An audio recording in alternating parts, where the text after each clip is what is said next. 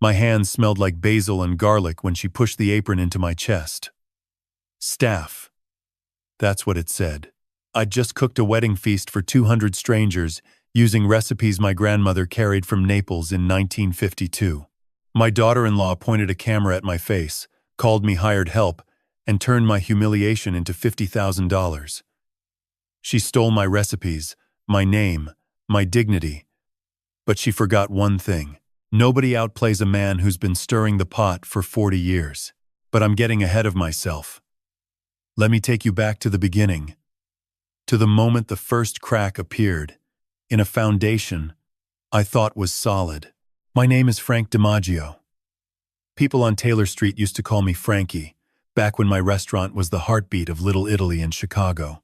For 35 years, DiMaggio's was the place where first dates turned into proposals, where birthday candles flickered over plates of homemade pasta, where Sunday mornings smelled like simmering tomatoes and fresh bread. I cooked every meal myself, using recipes my grandmother Nonna Lucia carried across the Atlantic in a leather-bound notebook that still smells faintly of olive oil and sea salt. I sold the restaurant 3 years ago. Not because I wanted to, because my wife Rosa was diagnosed with Alzheimer's, and the medical bills stacked up faster than the dinner reservations. Maplewood Senior Living is a good place. Clean rooms, kind nurses, a garden where Rosa can sit in the sun. But it costs more than a retired chef can comfortably afford, so DiMaggio's became a check, and the check became Rosa's care, and I moved into the small apartment above where the restaurant used to be. Some nights, when the wind is right, I swear, I can still smell my sauce coming up through the floorboards. I'm 64 years old. My hands are calloused and scarred from decades of hot pans and sharp knives. I visit Rosa every single day, and I cook for her, even though most days she doesn't know who I am. I tell her about the garden, about the weather, about nothing important, and sometimes, just sometimes, she looks at me with those dark eyes and whispers my name, and for 3 seconds, the world makes sense again before the fog rolls back in. 3 months before the wedding, the invitation arrived. Thick cardstock, gold embossing, the kind of paper that costs more per sheet than some of my old lunch specials. Marco and Kristen request the honor of your presence. My son Marco is 35, a sous chef at a fine dining restaurant downtown. He inherited my hands but not my spine. That's not cruelty speaking, just truth. He's talented in the kitchen but weak everywhere else, especially around his wife. Kristen Moore DiMaggio, 31 years old. She calls herself a lifestyle influencer and event planner, which as far as I can tell means she photographs expensive things and convinces strangers on the internet that her life is worth envying. She has 180,000 followers on YouTube and an Instagram feed so perfectly curated, it looks like it was designed by a machine. When Marco first brought her home, she called me Dad and brought homemade cookies. I found out later she'd bought them from a bakery on Michigan Avenue and repackaged them. That should have told me everything I needed to know. 2 weeks before the wedding, Kristen called me. Her voice had that particular sweetness she uses when she wants something, like honey poured over something rotten. Dad, we have a special request. Instead of a wedding gift, would you consider cooking the reception dinner? All your famous dishes. It would mean the world to us. She said it like it was an honor. Like I should be grateful to spend 3 days in a kitchen preparing food for 200 guests I'd never met. But Marco got on the phone and said, "Please, Dad. It would really make the night special. And because I am a father, and because fathers are fools for their children," I said yes. I cooked for 3 days straight. 72 hours in my tiny apartment kitchen. Every burner going. The oven running from 5 in the morning until midnight. Each dish was a piece of my family's history. Nonna Lucia's Sunday gravy, the recipe she perfected in a kitchen the size of a closet in Naples before she crossed the ocean with nothing but that leather notebook and a stubborn belief that food could build a new life. I simmered it for 6 hours. Just like she taught my mother, and my mother taught me. Stirring slowly, tasting, adjusting. The way you do when a recipe lives in your hands more than on any page. Rosa's Cavatelli. My wife used to sing That's Amore while she rolled the dough, her fingers pressing each little shell with a twist that no machine could replicate. I made 300 pieces by hand, and every single one of them carried the memory of her voice in that kitchen, flour on her cheeks, laughing when I'd steal one before they hit the boiling water. My father Dominic's tiramisu. He taught me to whip the mascarpone when I was 8 years old, standing on a step stool so I could reach the counter. His big hands over mine showing me the motion. Gentle, Frankie, he'd say. You're not fighting the cream, you're convincing it. I loaded everything into my van at 4 in the morning on the day of the wedding and drove an hour and a half to the venue. A restaurant in Gold Coast, the kind of place where a single appetizer costs what I used to charge for a full family dinner. Crystal chandeliers, white tablecloths, ice sculptures shaped like hearts. The kind of elegance that's designed to make people like me feel small. I found my name on the seating chart after searching 3 times. Table 22.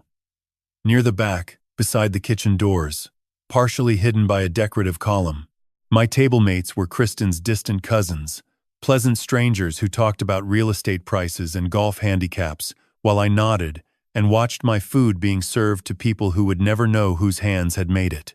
From my corner, I watched Kristen's father give a toast.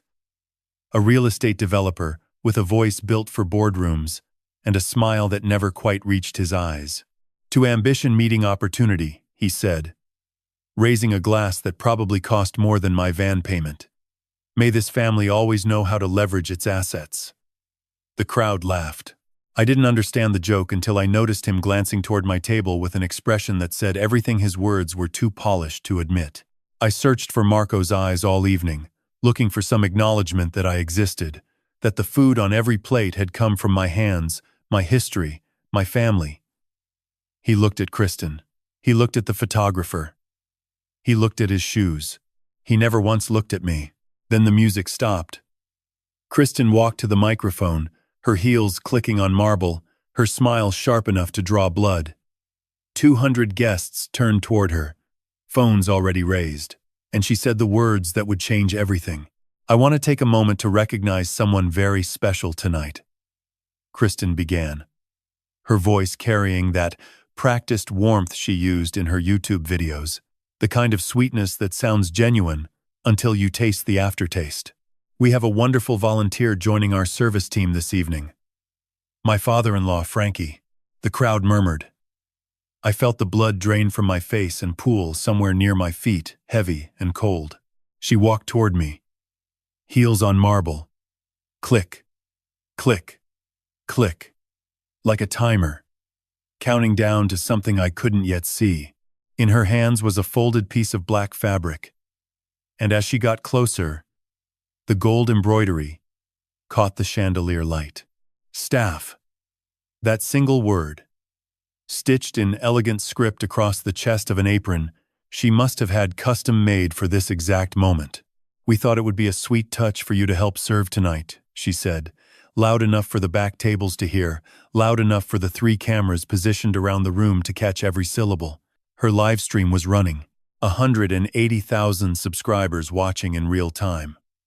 I could see the chat scrolling on a monitor near the DJ booth, laughing emojis cascading down the screen like confetti made of cruelty. She pressed the apron into my hands, and I looked down at the word staff, as if it were a language I didn't speak. Then I looked at Marco. My son stood 3 feet behind his bride, champagne glass frozen halfway to his lips. His face was blank, not angry, not ashamed, just blank. The way a wall looks when you strip away the paint and find nothing underneath. He didn't shake his head. He didn't step forward. He didn't say, "That's my father, and he cooked every dish you're eating tonight." He did what he had done his entire marriage. He stood still and let it happen. 200 pairs of eyes watched me. Phones angled in my direction, screens glowing like little spotlights, designed to illuminate my humiliation from every possible angle. The live stream chat exploded. Is this real? That's so messed up. He looks like he's going to cry. Honestly, Kind of iconic content, though. I should have walked away.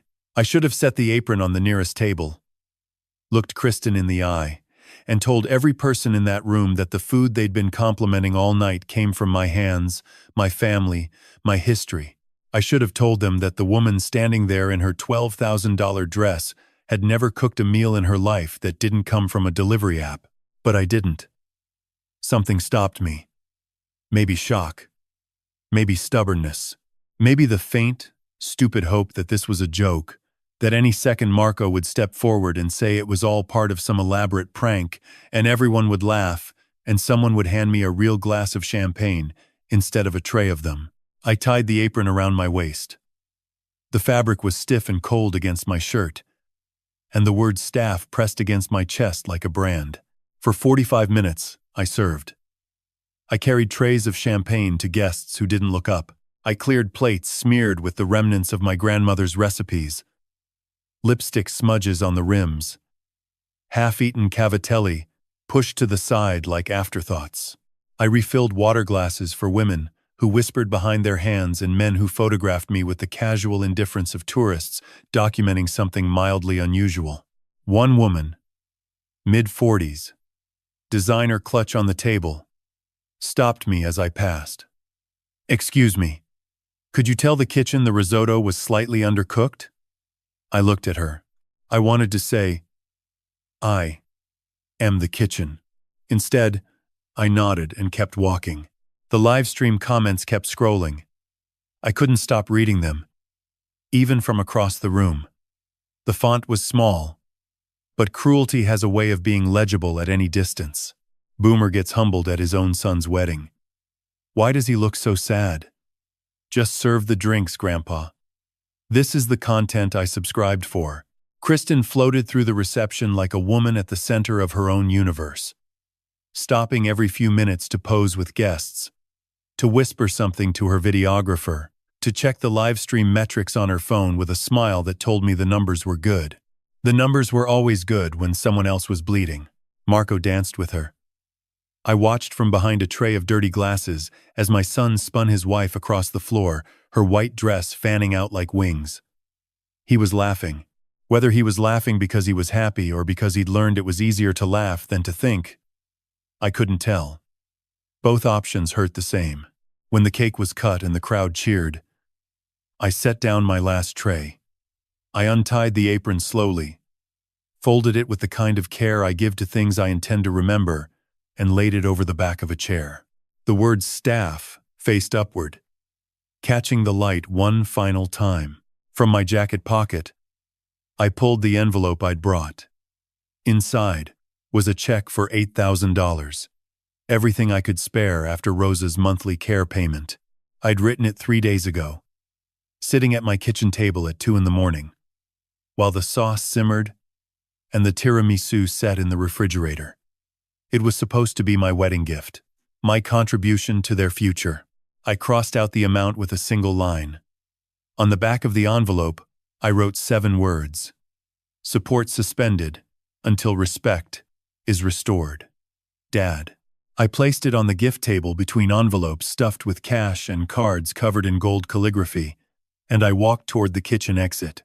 Nobody noticed. Nobody called my name. Nobody said, "Wait, where's Frankie going?" The kitchen doors swung shut behind me, and the sound of the reception faded into something muffled and distant, like music playing in a room you've already left. My shoes clicked on the marble hallway, each step carrying me farther from the son I thought I knew, and closer to a version of myself I hadn't met yet. The night air hit my face when I pushed open the service entrance, cool and clean after hours in a room thick with perfume and performance. I stood in the parking lot for a long moment, hands at my sides, staring at the sky. My fingers still smelled like garlic and basil, still carried traces of 3 days of cooking, 3 generations of recipes, a lifetime of feeding people who never once asked what it cost me. They thought I left broken. They thought the old chef had been put in his place, that I'd drive home and sit quietly in my apartment above the restaurant that wasn't mine anymore and swallow my shame like cold soup. They had no idea that these hands, still dusted with flour, still warm from the stove, were about to start cooking something entirely different.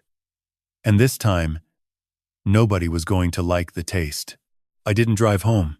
My hands found the steering wheel, and my feet found the pedals, and the van pointed itself south, away from Gold Coast, away from the chandelier light, toward the only person in the world who still made sense to me, even when she couldn't remember my name. Maplewood Senior Living sits on a quiet street lined with oak trees on the south side of Chicago.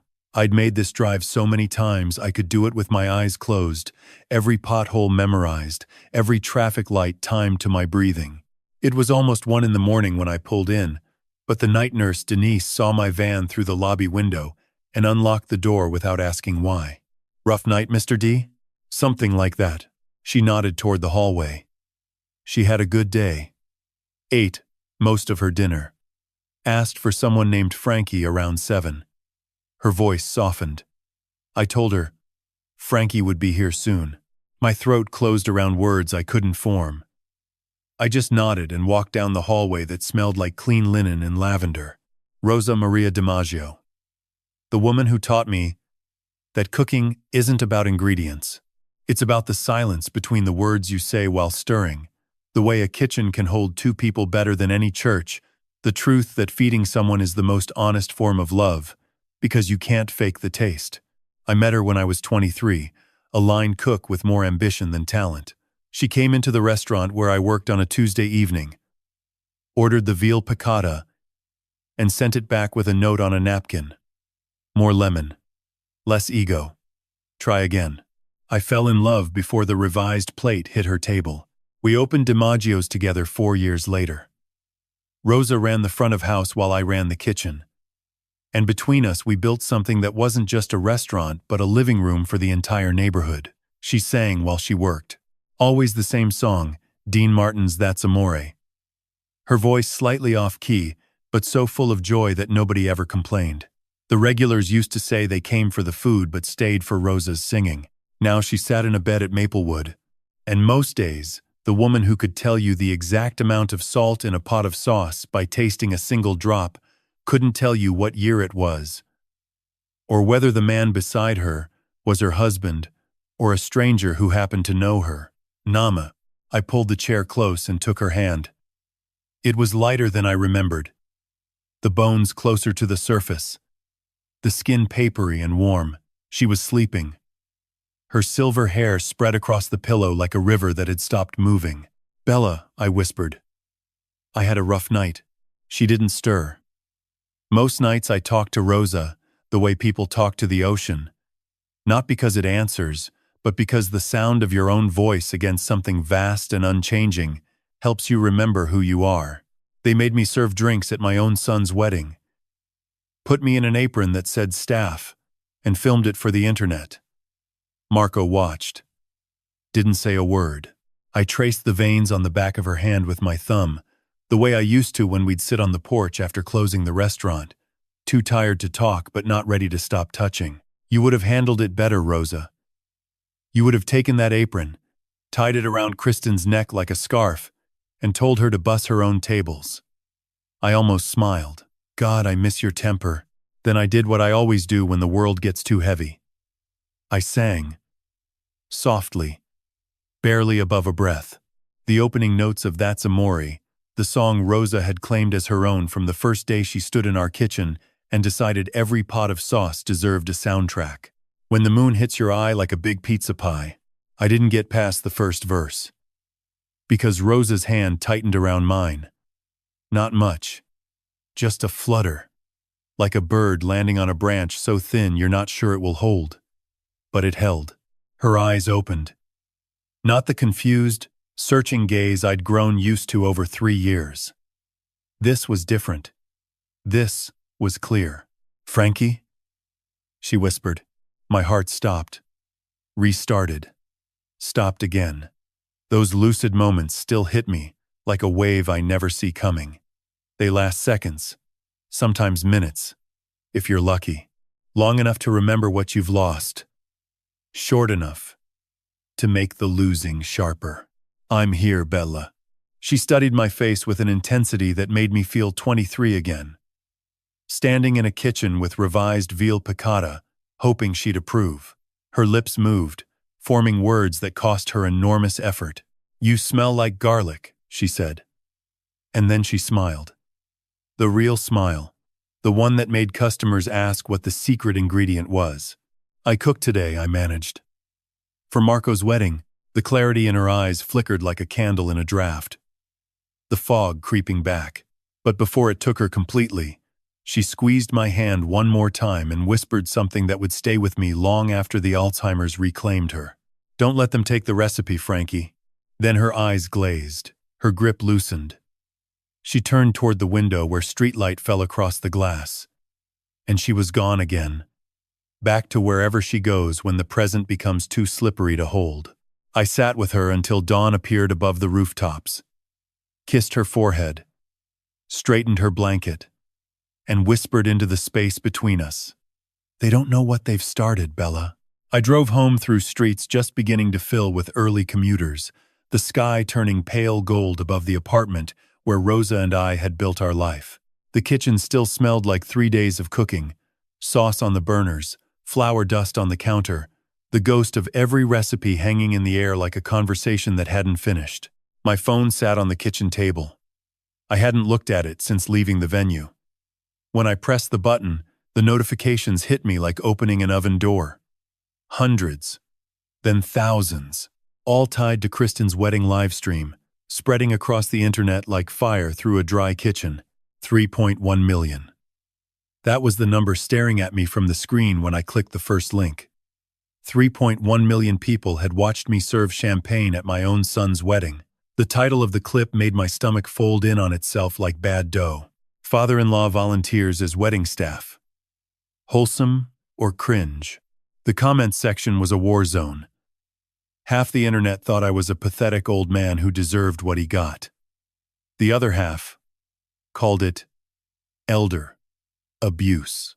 Neither side knew my name, my story, or the fact that every dish on those tables had come from recipes older than most of them. I scrolled until my eyes burned. The cruelest comments had the most likes, because that's how the internet works. Cruelty is engaging. Cruelty gets clicks. And Kristen understood that better than anyone. By the second morning, she'd already turned my pain into profit. A luxury wine brand paid her $18,000 to promote their latest vintage in a post, captioned, "Celebrating family moments that matter." An event planning app gave her $17,000 for a sponsored video about setting boundaries at your wedding with grace.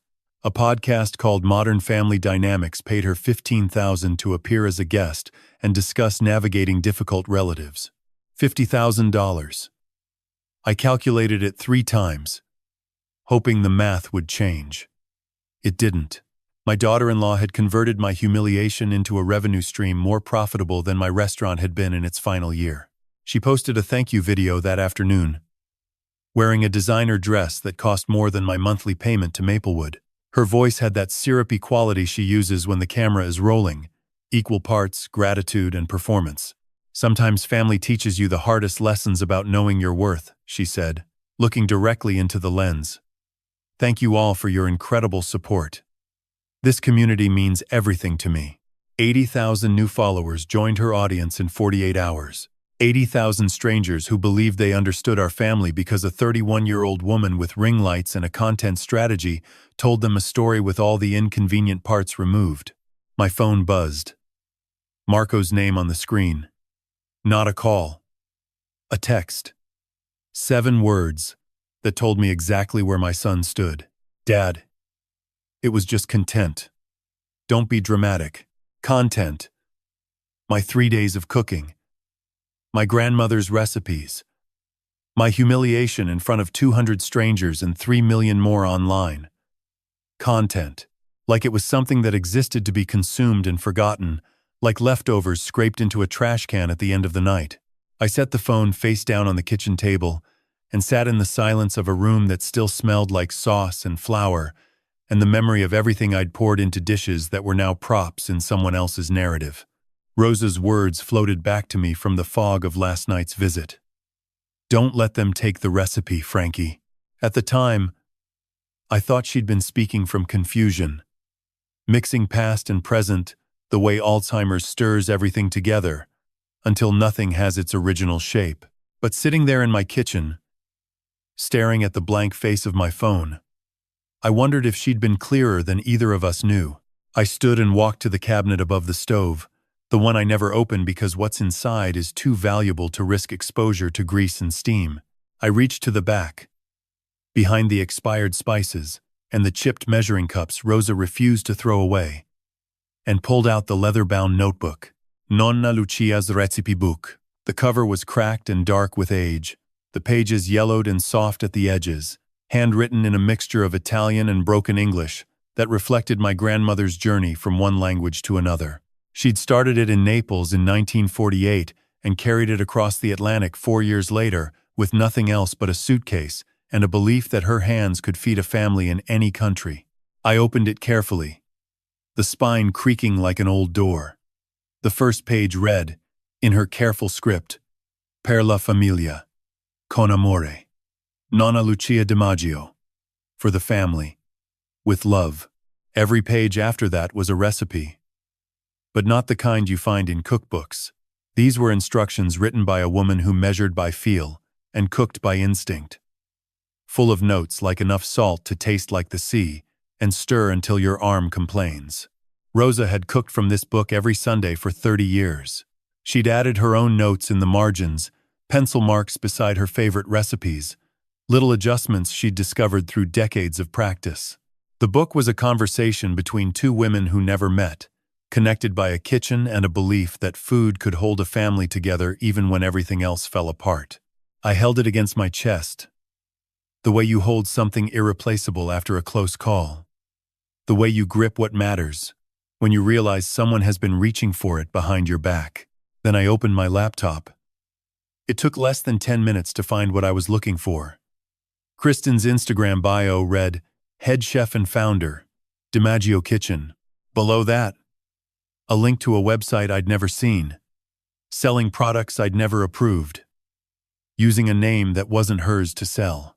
I clicked through page after page, online cooking courses featuring authentic DiMaggio family recipes, a digital cookbook priced at $35 per download, brand partnerships with kitchen supply companies, sponsored content with captions like, 3 generations of Italian flavor, now in your home. Every recipe on that website came from the book in my hands. Every single one. Stolen from pages my grandmother wrote in a language Kristen couldn't read. Repackaged with professional photography and a logo that used my family name in a font designed to look handwritten and authentic. I read her latest Instagram comment, a reply to a fan who'd asked about the wedding video. My father-in-law is a sweet old man who volunteered to help. Some people just love to serve. It's in his blood. 15,000 likes. I closed the laptop, looked at the recipe book, looked at my hands, still rough from 3 days of cooking, still carrying traces of garlic under the nails. It is in my blood, I said to the empty kitchen. And that's exactly why you should be afraid. I picked up my phone and scrolled through the contacts until I found a name I hadn't called since Rosa's diagnosis. Sophia Marchetti, attorney at law, Rosa's best friend from Taylor Street, the woman who'd grown up 3 doors down from the restaurant, and once punched a boy who stole a cannoli from Tony Russo's bakery window. If anyone could understand what had been taken from me, it was Sophia. If anyone could help me take it back, it was also Sophia. I pressed call. The first ring hadn't finished before she picked up. Sophia Marchetti is not the kind of lawyer who works behind a mahogany desk with a view of the skyline. Her office sits above a dry cleaner on a side street in Lincoln Park. The stairs creak. The coffee machine sounds like it's in pain, and the woman herself looks like she could cross-examine you into confession before you've finished your first espresso. She grew up 3 doors down from DiMaggio's on Taylor Street. She and Rosa were inseparable from age 7 until Rosa got sick, the kind of friends who finish each other's sentences and share secrets that husbands never hear. When Rosa was diagnosed, Sophia cried in my kitchen for an hour, then stood up, blew her nose, and said, "Tell me what you need, Frankie. Legally, or otherwise." I hadn't taken her up on the otherwise until now. I sat across from her desk the morning after the wedding, the recipe book in my lap, the laptop open between us. She listened without interrupting as I told her everything. The apron, the live stream, the $50,000. Marco's text. She sipped her espresso, and her expression shifted from sympathy to something I recognized from courtrooms and kitchens alike. The look of someone calculating heat. When I finished, she set down her cup and said, "Show me the website." I turned the laptop toward her. She spent 20 minutes clicking through DiMaggio Kitchen's pages in silence, her reading glasses reflecting the screen's glow as she moved from one section to the next, with the methodical patience of someone dismantling a dish to identify every ingredient. Then she opened a second browser window and began searching public records. Business filings, trademark registrations, corporate documents. Each click landed like a knife on a cutting board. Precise and deliberate. DiMaggio Kitchen LLC, she said, reading from the screen. Registered 14 months ago, under the name Kristen Moore DiMaggio. Sole proprietor. Trademarked the name DiMaggio for use in food products, educational content, and lifestyle branding. She looked at me over her glasses. She trademarked your family name, Frankie. Your grandmother's name. Without telling you, I said nothing. There was nothing to say that wouldn't involve language Rosa wouldn't approve of. Even from inside the fog, Sophia kept digging. The numbers assembled themselves on her notepad like a recipe I wished I'd never learned. 47 recipes registered under the LLC's intellectual property portfolio, every single one lifted from Nonna Lucia's book.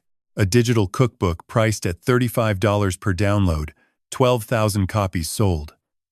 An online cooking course at $199 per enrollment, 800 students. 6 major brand partnerships with kitchen supply companies and food delivery services. She did the math aloud, her pen tapping the pad. Cookbook revenue, $420,000. Course fees, roughly $160,000. Brand deals, estimated $50,000 to $70,000 annual. She underlined the total. Conservative estimate, Frankie. She's pulled in over $120,000 from your family's recipes. And she's just getting started. The number sat between us like a dish neither of us wanted to eat. But Sophia wasn't done. She clicked into a business news database she subscribed to and entered Kristen's LLC name. The search returned a single result, a confidential filing that had been partially indexed by an automated crawler. Sophia read it twice before turning the screen toward me. Hartfield Foods Corporation, she said. Ring a bell? I shook my head. They make frozen dinners. The kind you find in the middle aisle at the grocery store. Cardboard boxes with pictures of pasta that never looks like the real thing. She pointed to a line in the document. They're in negotiations to acquire the DiMaggio Kitchen brand, full trademark, recipe portfolio, digital content library, and licensing rights. For how much? $500,000. Closing date estimated at 60 days from now. I stared at the screen. $500,000 for a name my grandmother gave her children because she wanted them to carry something more valuable than money across the ocean. $500,000 for recipes she wrote by candlelight in a kitchen the size of a coat closet. $500,000 for the Sunday gravy my mother stirred while telling me stories about the old country. For the cavatelli Rosa shaped while singing. For the tiramisu my father taught me to make with hands that smelled like coffee and cream. Kristen was selling all of it. Every memory. Every flavor. Every Sunday morning. To a corporation that would print the DiMaggio name on frozen dinners stacked in fluorescent-lit freezer aisles next to fish sticks and microwave burritos. Sophia scrolled further through the website, stopping on the About page. There was Kristen in a professionally lit photograph, standing in a kitchen I didn't recognize, wearing a white apron, holding a wooden spoon. She was smiling. The influencer smile. The one designed to project warmth while revealing nothing. I leaned closer to the screen and felt the air leave my lungs. The wooden spoon in her hand.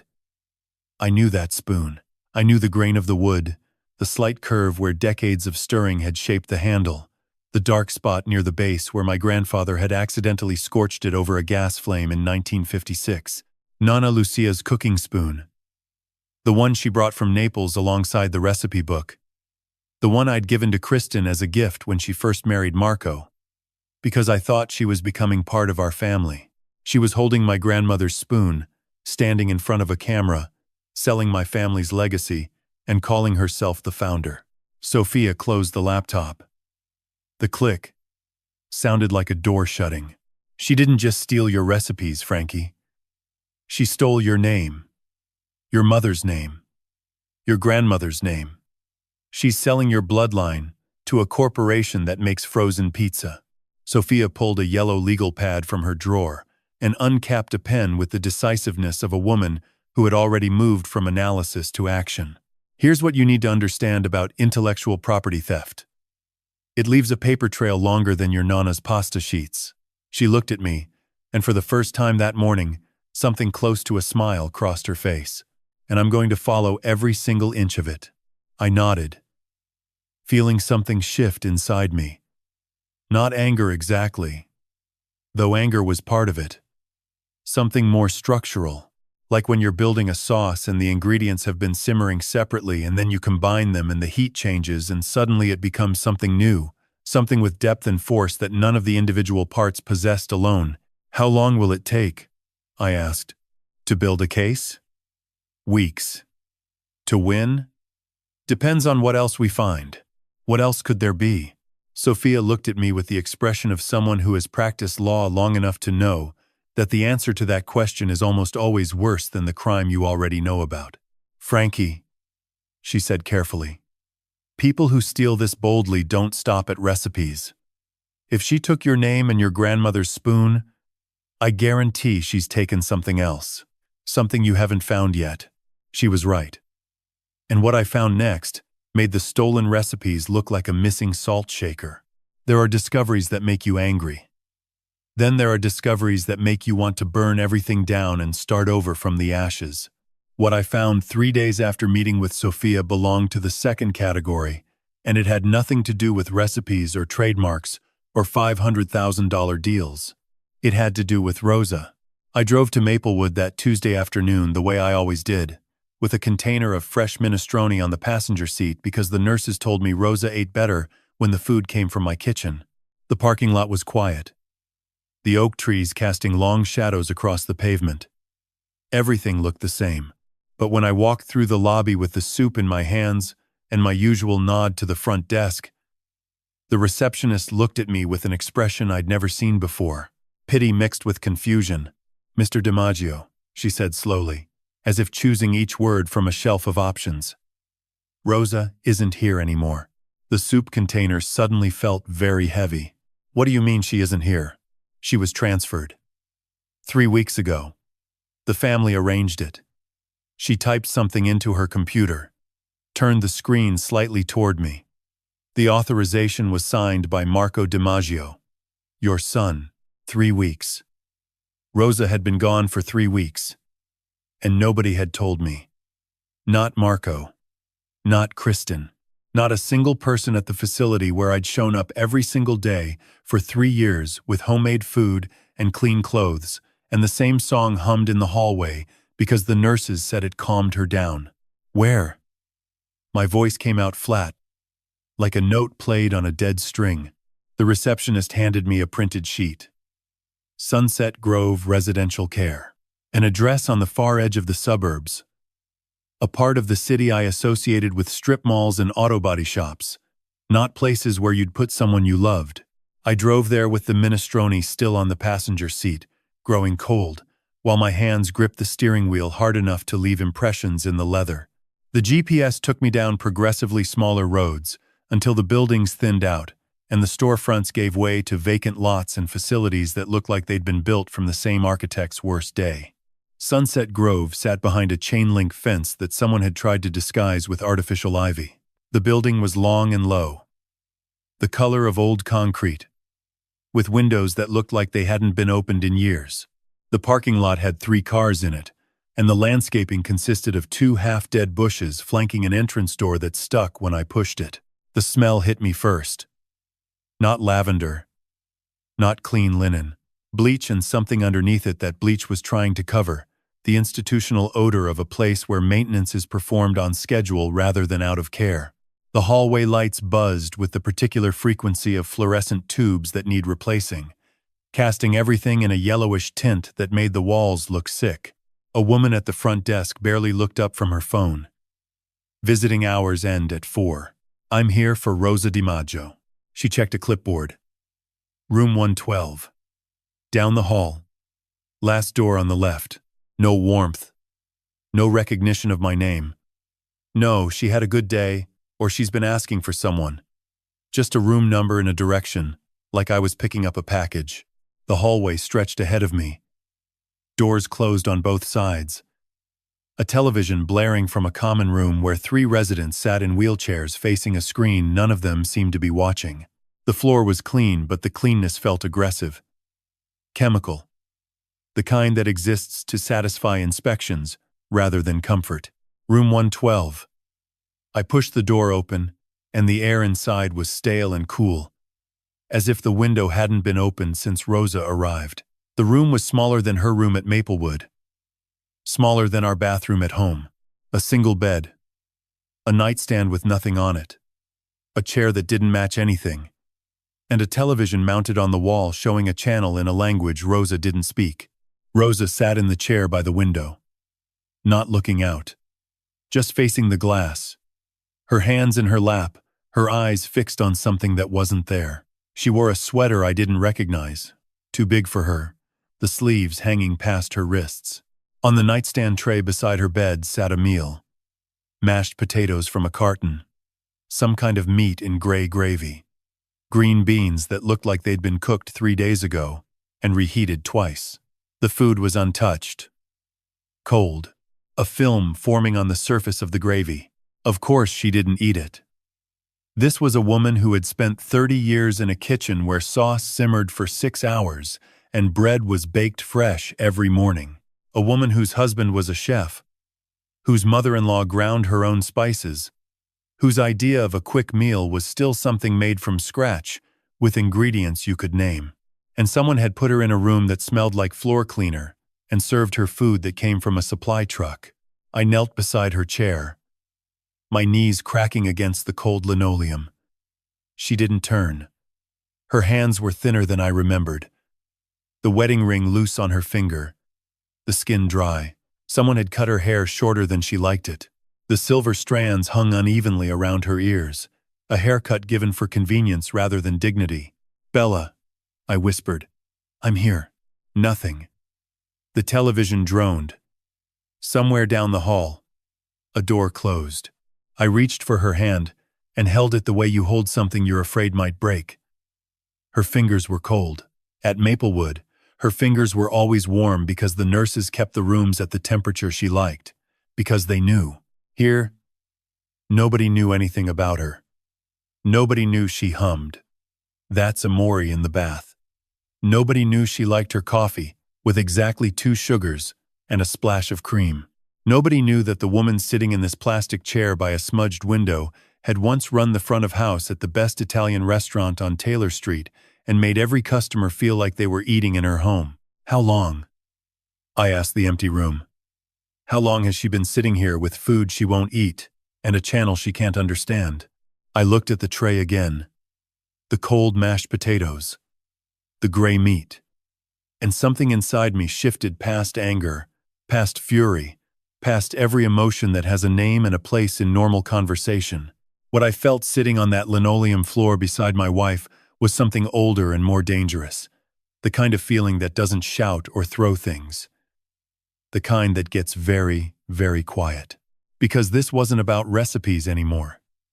This wasn't about trademarks or brand deals or $500,000.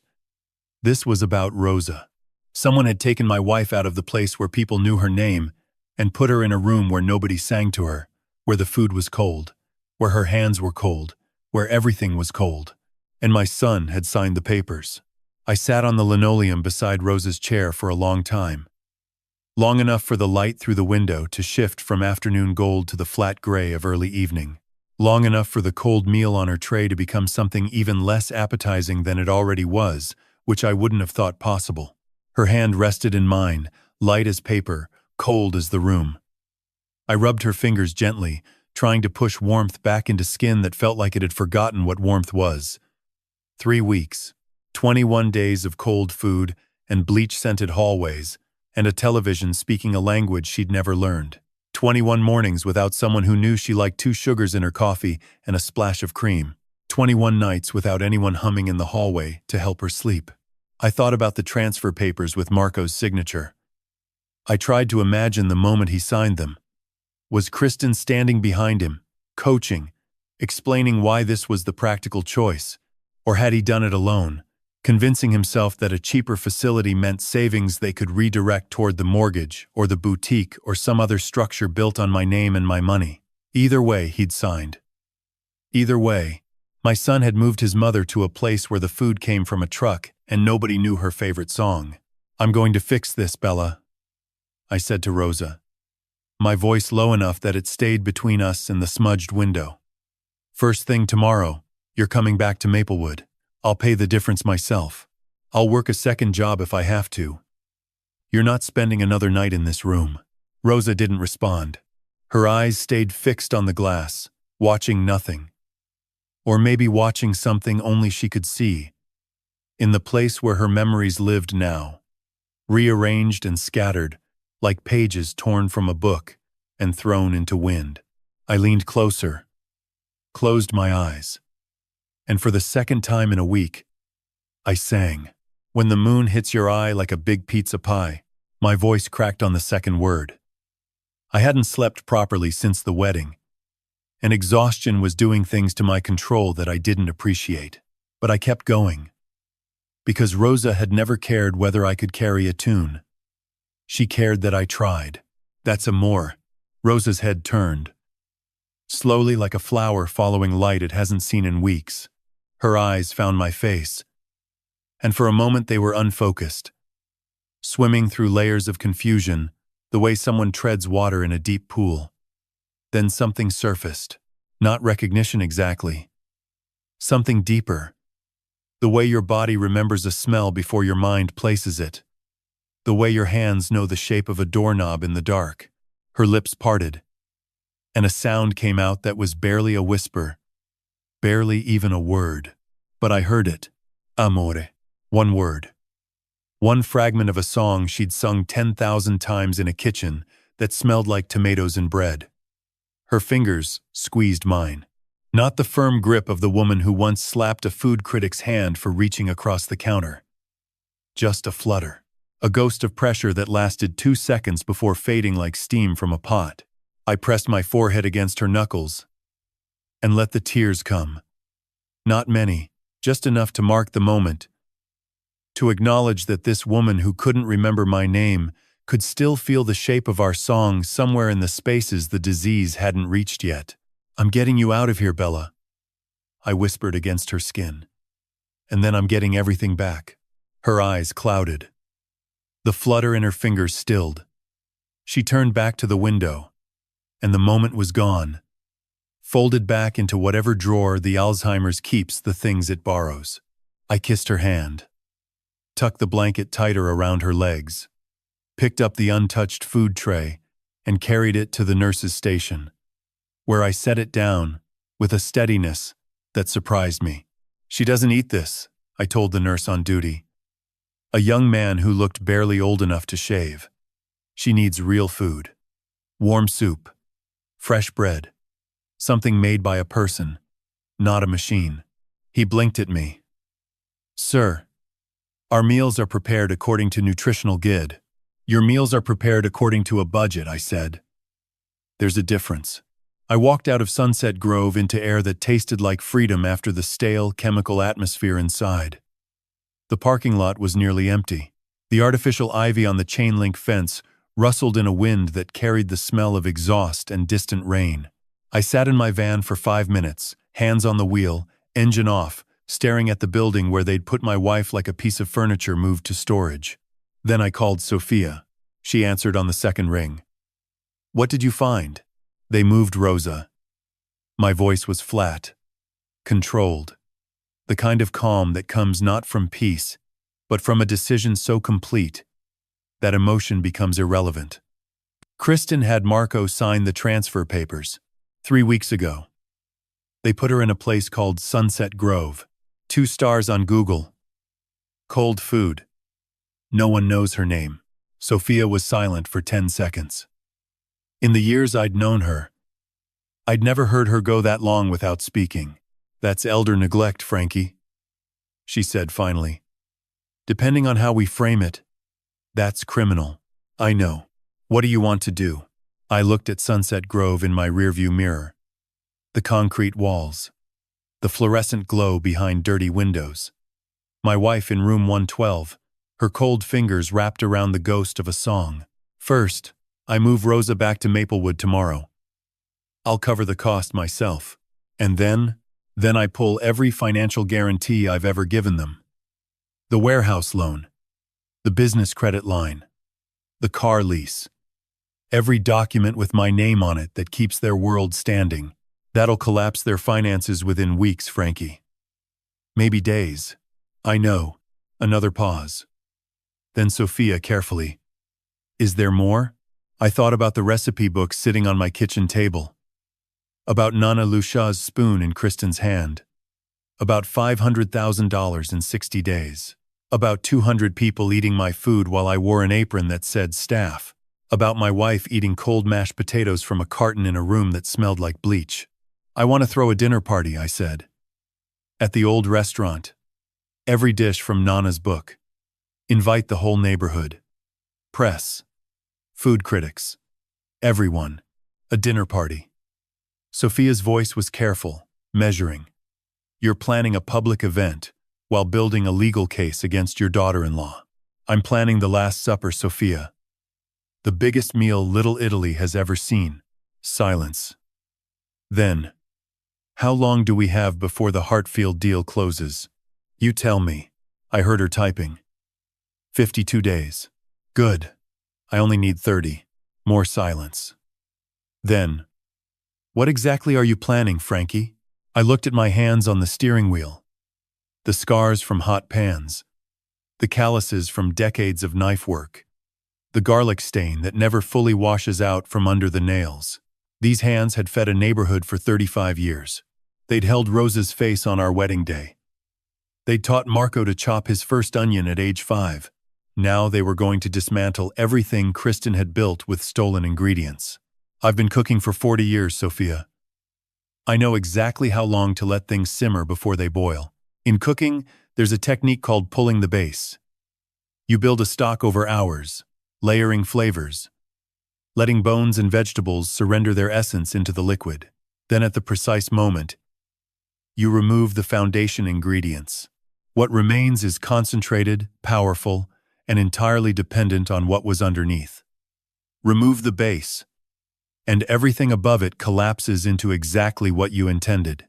I removed the base on a Wednesday morning. Rosa was back at Maplewood. I'd handled the transfer myself the day before, personally carrying her things from Sunset Grove's bare room to her old room where Denise had placed fresh flowers on the nightstand. The cost difference was nearly double. But some expenses aren't optional. Some expenses are the price of being human. With Rosa safe, I sat at my kitchen table at 6 in the morning and composed 3 emails to 3 different financial institutions.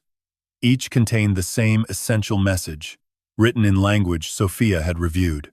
Effective immediately, I hereby revoke all personal guarantees associated with the following accounts: warehouse lease, business credit line, vehicle lease. My cursor hovered over each send button. 3 clicks. 3 small sounds. 3 foundations removed. Then I closed the laptop, poured my cold coffee down the drain, and made a fresh pot. Some things you just have to let develop on their own schedule. For 4 days, nothing happened. The silence felt like the stillness inside an oven before the timer goes off, when heat is doing its work but you can't see results yet. I went about my routine, visited Rosa, bought groceries, Called Sophia once to confirm the emails had been processed.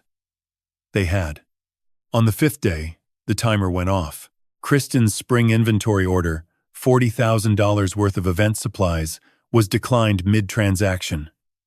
The system simply stopped.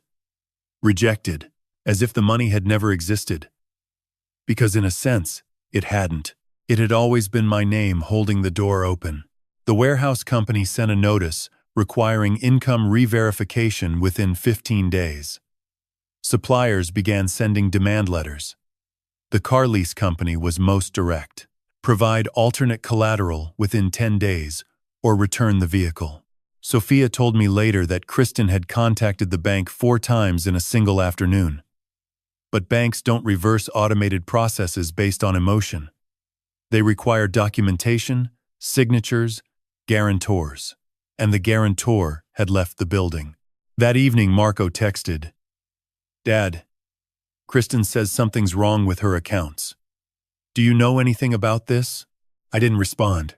10 minutes later, "She thinks you did something." "Did you?" I set the phone on the counter and made myself dinner. Rosa's pasta, I fagioli. Simple and warm. The phone kept buzzing. I kept stirring. The pregnancy announcement appeared on Instagram just after 7. Sophia's monitoring service sent me a screenshot within minutes. A pregnancy test on white marble. 2 pink lines, professionally lit. The caption read, "Our greatest adventure begins," followed by a heart and the hashtag #BabyDimaggio. Comments flooded in. "Congratulations. Blessings. After everything with your father-in-law, this is such a beautiful new chapter." As if my humiliation had been merely a prologue to their joy. Marco left a voicemail. "Dad, Kristen's pregnant. You're going to be a grandfather. I know things have been hard, but this changes everything, doesn't it? Can we please talk?" The timing was too precise. A pregnancy announced the same evening. Her financial world started cracking. A human shield raised at the exact moment she needed maximum sympathy. I'd spent enough years in a kitchen to recognize when someone covers a burned dish with extra seasoning. The presentation might fool the eye, but the taste always tells the truth. I called Sophia. "Did you see? I saw it. I also have her emergency room intake form from 2 months ago. Sprained ankle visit." Sophia paused. Standard question on the form. "Are you currently pregnant?" Her answer, checked in her own handwriting. "No, she's lying, almost certainly. But we don't move on that yet. People who build houses of cards keep adding floors until gravity does the work for us." I hung up and stood at the kitchen window. Rain streaked the glass, blurring streetlights into soft orange halos. The pasta I fagioli had gone cold on the stove. I covered it and put it in the refrigerator next to the minestrone I'd made for Rosa. 2 pots of soup. One for my wife who couldn't remember me. One for myself in a kitchen that remembered everything. The knock came at 10. Hard. Urgent. "Dad, please. I need to talk to you." I opened the door. Marco stood on the porch, shirt untucked, eyes red and swollen. Looking less like a 35-year-old professional, and more like the boy who used to cry when he burned his fingers on the stove. "Come in," I said. Neither warm nor cold. He sank into the couch, the cushion where Rosa used to sit watching cooking shows on Sunday afternoons. "Dad, Kristen's pregnant. You're going to be a grandfather. Can we just fix this? Whatever you did with the accounts, undo it. Please." I walked to the kitchen. Heated the pasta e fagioli, because even anger doesn't excuse letting your son go hungry. Brought him a bowl and sat across from him with the coffee table between us like a border between countries. He ate 3 spoonfuls before I spoke. "Tell me, Marco." My voice was calm. The kind of calm that should frighten anyone who knows me. "Did you know she moved your mother to Sunset Grove?" The spoon stopped. His face went the color of old flour. "What?" I let the word hang. Heavy as the cast iron pot that had sat on our stove for 3 generations. "Sit down, son."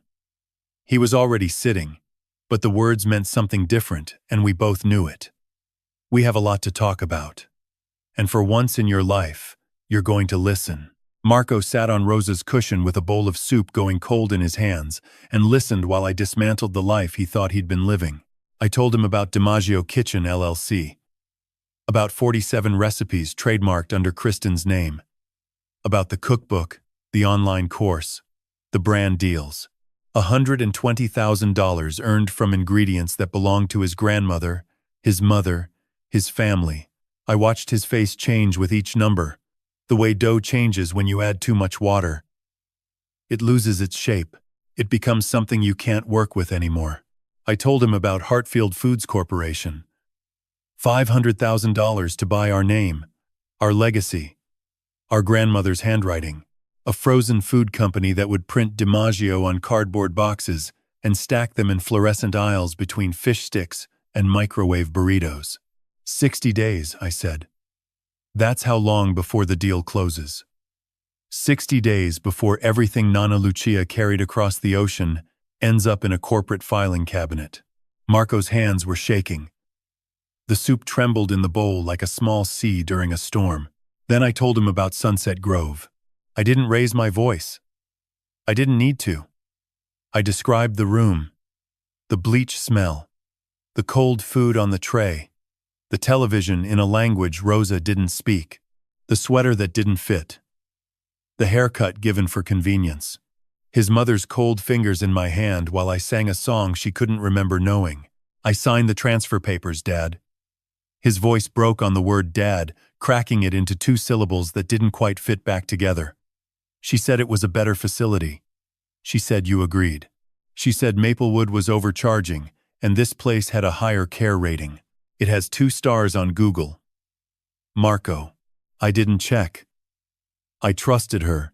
You trusted her with your mother's life, without checking a Google review. He set the bowl down, pressed his palms against his eyes. The sound that came out of him was not crying exactly, but something closer to the noise a structure makes when the weight it's carrying finally exceeds what it was built to hold. I let him sit with it. There's no shortcut through that kind of realization, the same way there's no shortcut through a slow-cooked braise. You have to let the heat do its work. After a long time, he looked up. His eyes were raw. What do you want me to do? I walked to the cabinet and pulled out Nana Lucia's recipe book. Set it on the coffee table between us, the leather cover worn smooth by generations of hands. I opened it to the first page. Per la familia, con amore. Your grandmother carried this from Naples, I said. Your wife is selling it to a company that makes frozen pizza. You need to decide what that means to you. Marco stared at the handwriting. His fingers hovered over the page but didn't touch it, as if he was afraid the ink might burn. I need to think, he whispered. Think fast. The clock is running. He left at midnight. Didn't take the soup. Didn't say goodbye. Just walked to his car and sat in the driveway for 20 minutes with the engine off and the dome light glowing. I watched from the kitchen window, the way you watch a pot that's about to either simmer or boil over. Not sure which way it'll go. The next morning, I drove to Taylor Street. Little Italy in Chicago isn't what it was when I was young. The neighborhood has shrunk, gentrified, been carved up by developers who see square footage where I see history. But Taylor Street still holds. The Italian restaurants still line the block, the bakeries still open before dawn, and the old families still gather on Sundays even if the gatherings are smaller now. Tony Russo's bakery sits 3 doors down from where DiMaggio's used to be. The sign hasn't changed in 40 years. Russo's fine pastries, hand-painted in green and red on a wooden board that Tony's father made. And Tony has refused to replace, despite his daughter's repeated suggestions that something more modern might attract younger customers. Tony himself is 70 years old, built like a bread oven, with hands the size of sheet pans and a voice that carries from the kitchen to the sidewalk whether he intends it to or not. He and I have been friends since we were 11, when his family moved onto Taylor Street and his father opened the bakery next to my father's restaurant. We grew up separated by one wall and connected by everything else. I found him behind the counter, dusted in flour as usual, arranging cannoli in the display case with the concentration of a surgeon. "Frankie." He looked up, read my face the way you read a recipe you've made 1,000 times, knowing immediately when something's off. "Sit down. I'll make espresso." We sat at the small table by the window where Tony and I have solved every problem either of us has ever had, from girl trouble at 16 to Rosa's diagnosis at 61. I told him everything. The wedding, the apron, the LLC, Hartfield, Sunset Grove. He listened without interrupting, which for Tony Russo is the equivalent of a standing ovation. When I finished, he slammed his palm on the table hard enough to rattle the espresso cups. "She's selling our recipes to a frozen food company?" His face had turned the color of marinara. "Over my dead cannoli, Frankie. Over my dead cannoli." I told him about the Last Supper. A dinner at the old restaurant. Every dish from Nana's book. The whole neighborhood. Press. The truth. Tony leaned back, crossed his flour-dusted arms, and nodded slowly. "You'll need the space. The new owner might not go for it. That's why I need you to introduce me." David Kim had bought DiMaggio's 2 years after I sold it.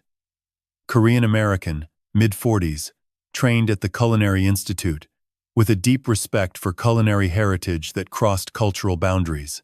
He'd kept the original brick walls, the copper pots on display, even the chalkboard menu format. He'd turned it into a Korean-Italian fusion restaurant called Kimchi and Cavatelli, and the food critics loved it.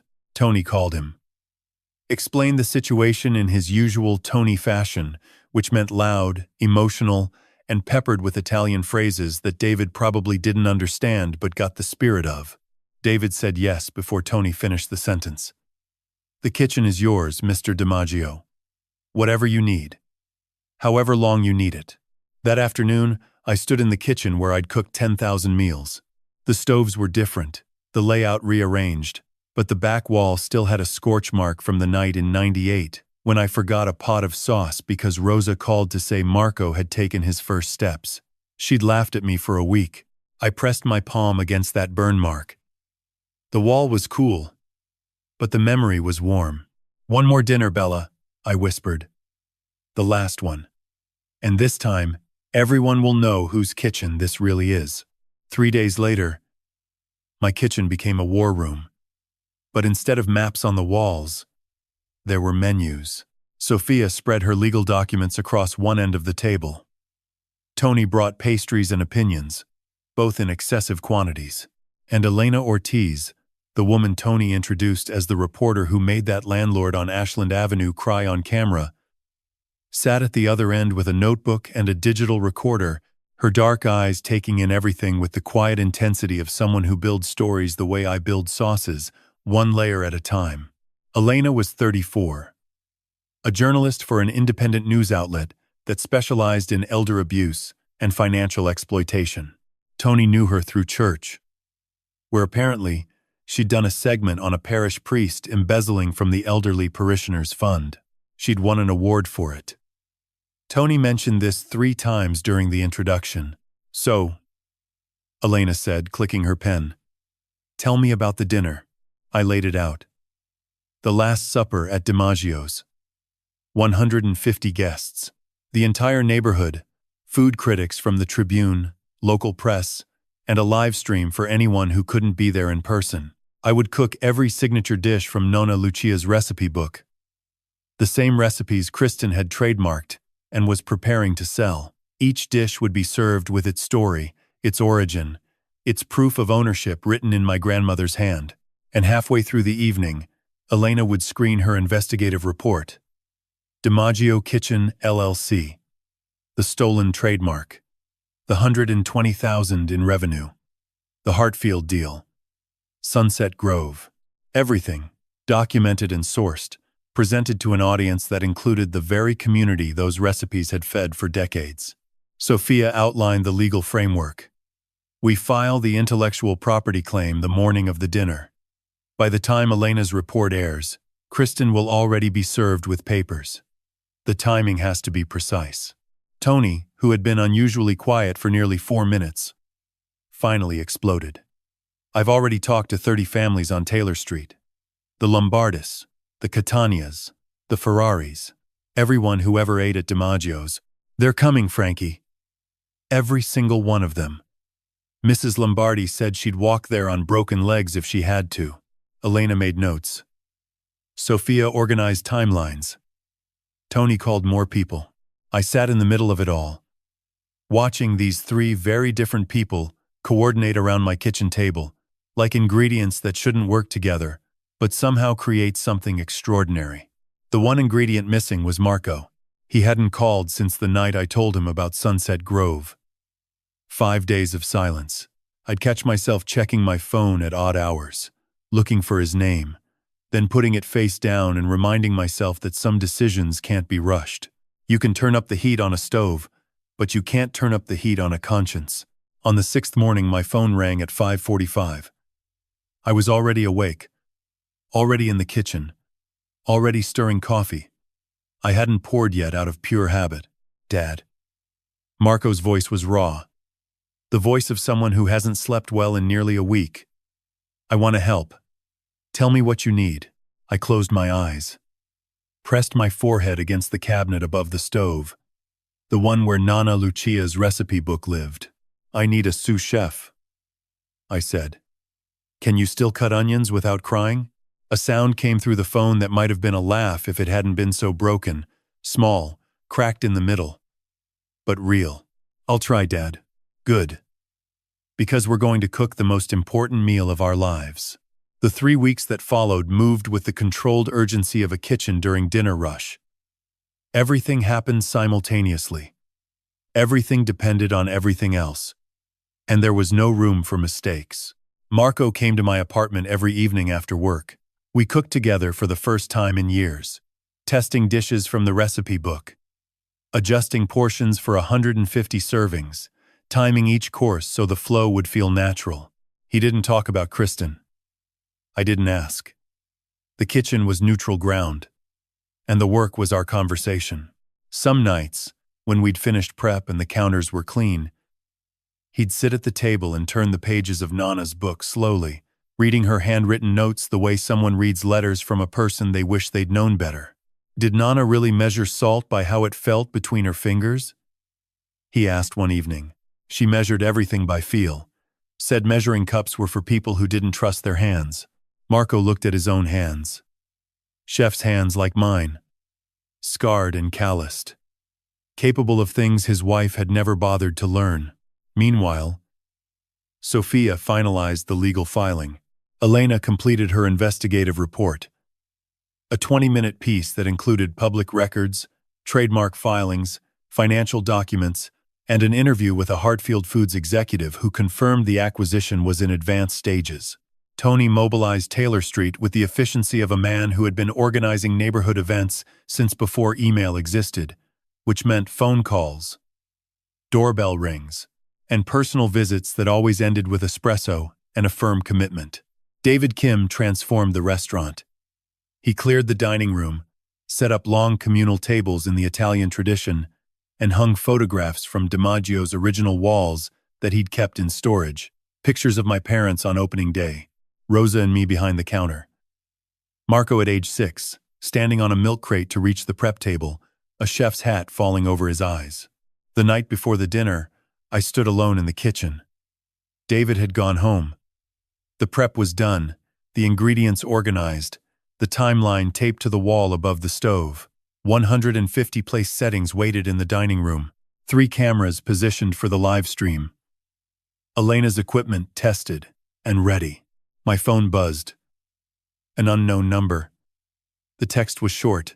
I know what you're planning tomorrow night. Good luck, old man. You'll need it.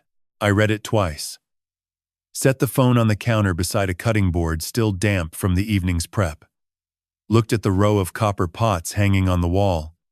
The same hooks my father had installed 40 years ago. Then I smiled. No, sweetheart, I said to the empty kitchen. You will. 50 years ago, a woman named Lucia DiMaggio packed a leather notebook into a suitcase and crossed an ocean with nothing else but a belief that her hands could feed a family in any country. Tonight, her grandson would use those same recipes to take back everything that had been stolen from her name. Marco arrived at the kitchen at 5 in the morning. I was already there. Neither of us spoke for the first hour. We didn't need to. The language between a father and son in a kitchen is older than words.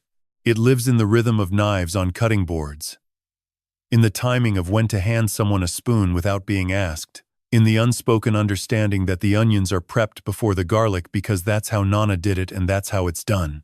We cooked side by side the way we hadn't since Marco was a teenager, back when he'd stand on my left because he's left-handed, and we'd learn to work without bumping elbows. His knife work was still beautiful, clean, confident cuts that showed his training.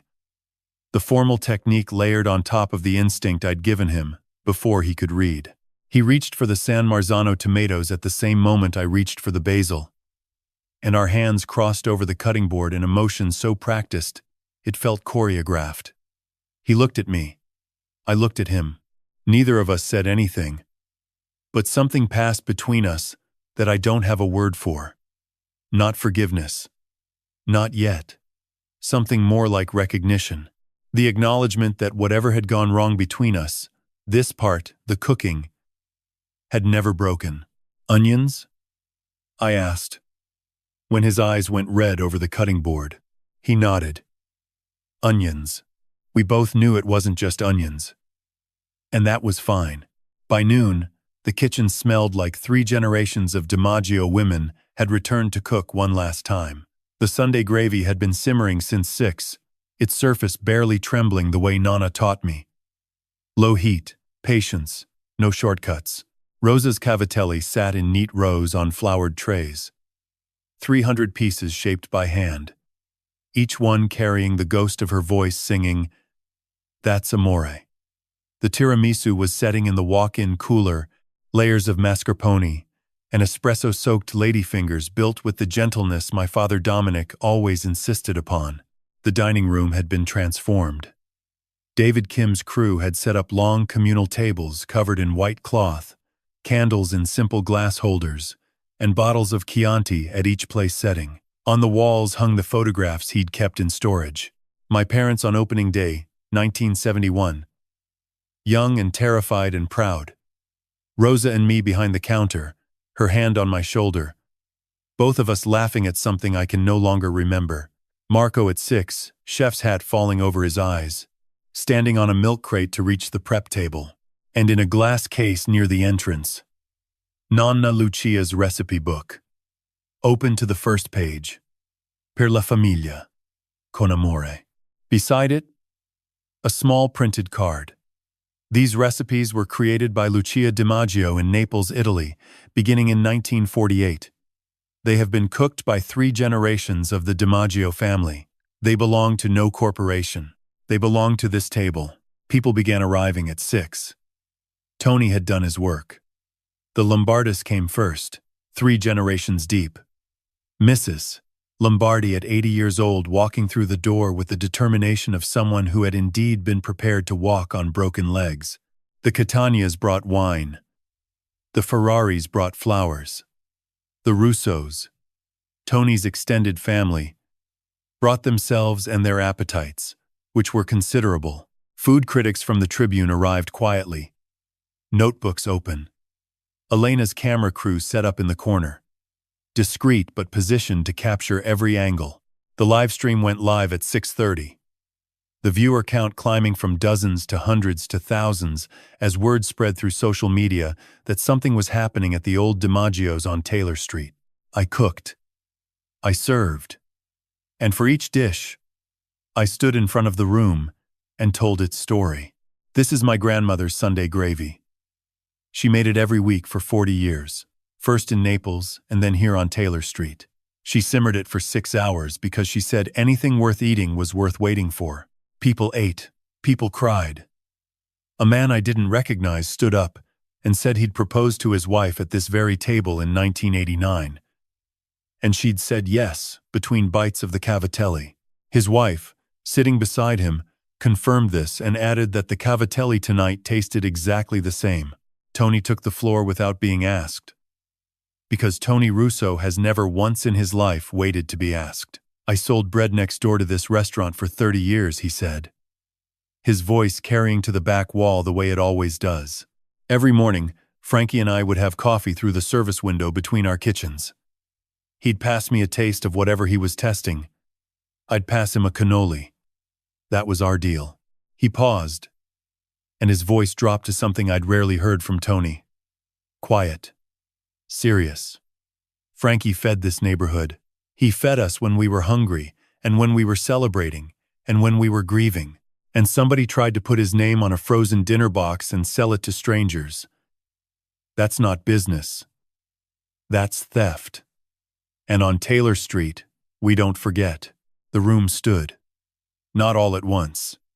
Mrs. Lombardi first, then the Catanias, then table by table, until 150 people were on their feet. The live stream viewer count passed 100,000.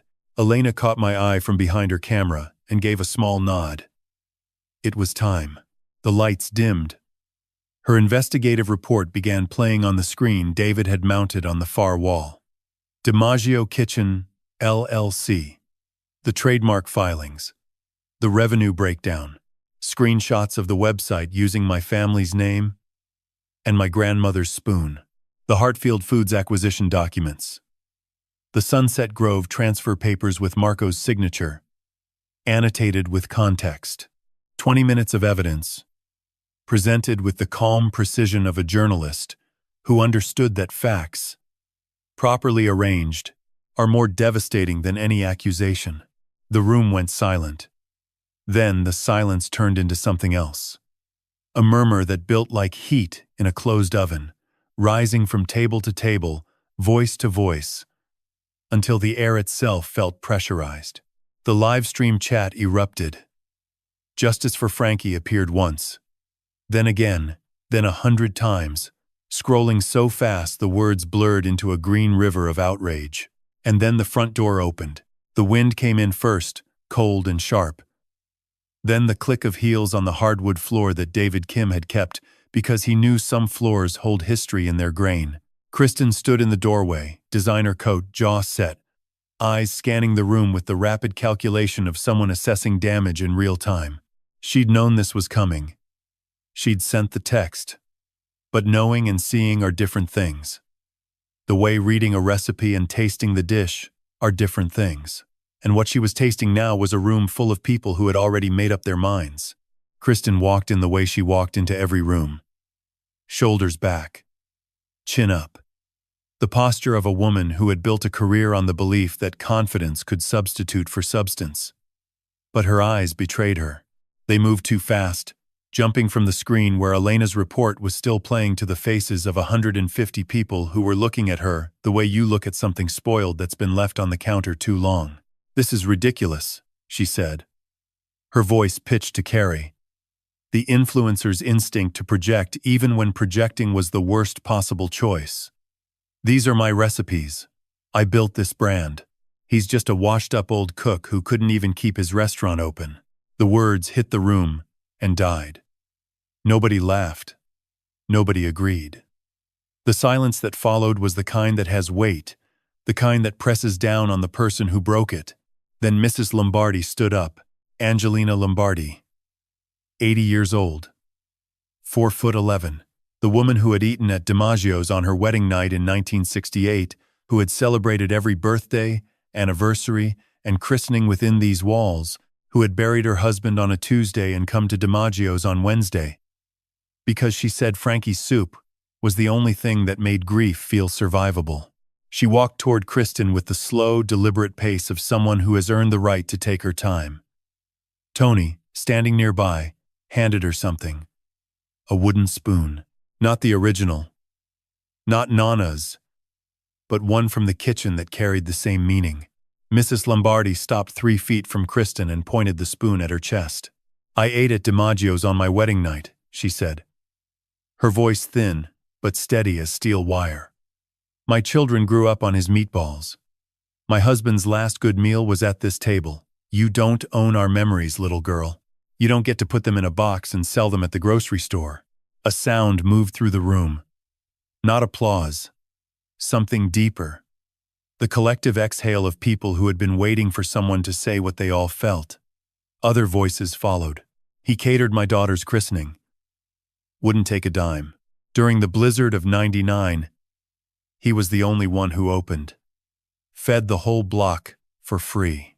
My mother came here every Sunday after my father died. Said it was the only place that still felt like family. Each voice was a brick. Each memory was mortar.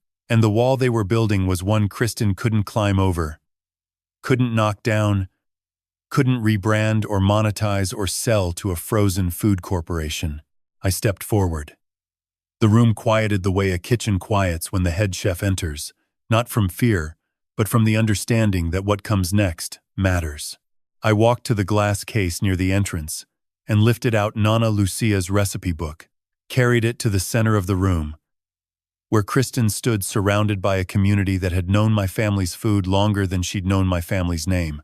I opened the book to the first page, held it where everyone could see the handwriting, brown ink on yellowed paper, the careful script of a woman who learned to write in a language that wasn't her first. Per la famiglia.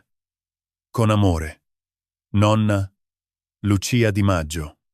1952. I looked at Kristen.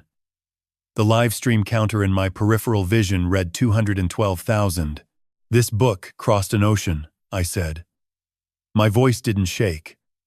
I'd been rehearsing this moment in my sleep for weeks, but the words that came out weren't the ones I'd practiced. They were better. They were true. 3 generations cooked from these pages. My grandmother wrote them by candlelight in a kitchen the size of a closet. My mother added notes in the margins.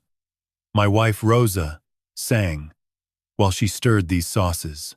Every page in this book has fingerprints on it from hands that cooked with love, not for followers, not for brand deals, not for $500,000 from a corporation that makes frozen pizza.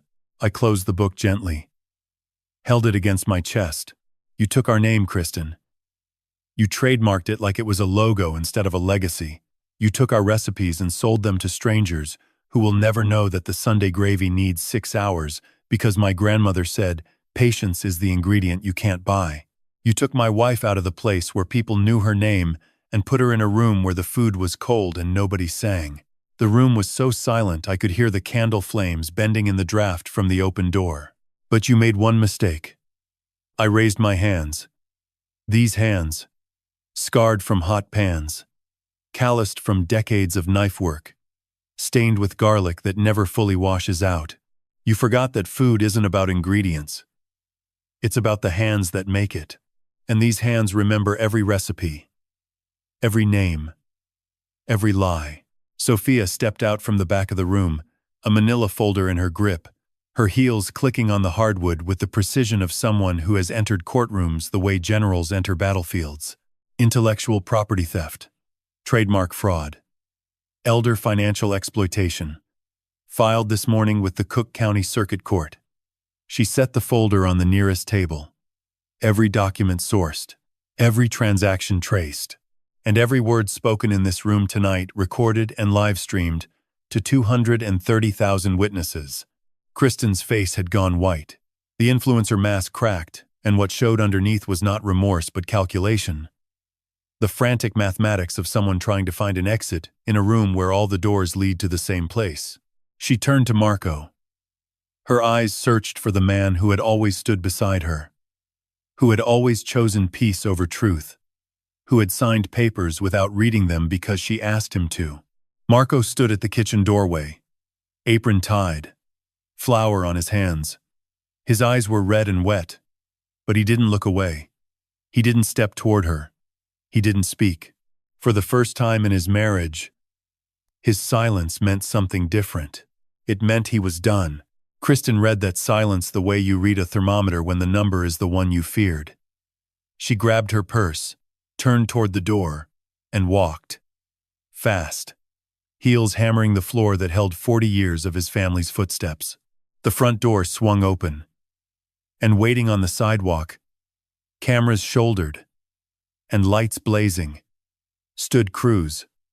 From 3 local news stations, their lenses already focused on the woman walking out of a restaurant that had just become the most watched kitchen in America. I stood in the center of the room, the recipe book against my chest, my son behind me, my community around me. 247,000 people watching through their screens. I didn't smile. There is nothing to celebrate when you have to burn a field to save the harvest. But in the kitchen, I knew. Sometimes you have to dump the ruined sauce before you can start a new pot. And this sauce had been ruined for a very long time. The morning after the Last Supper, I woke to a kitchen that still smelled like Sunday gravy and regret. My phone sat on the counter where I'd left it the night before, screen dark. But the moment I touched it, the notifications poured in like water through a cracked dam. 312 unread messages, 47 missed calls, and one number I didn't recognize from New York City. I made coffee first. That's what Rosa would have told me to do. Frankie, the world can wait until the espresso is ready.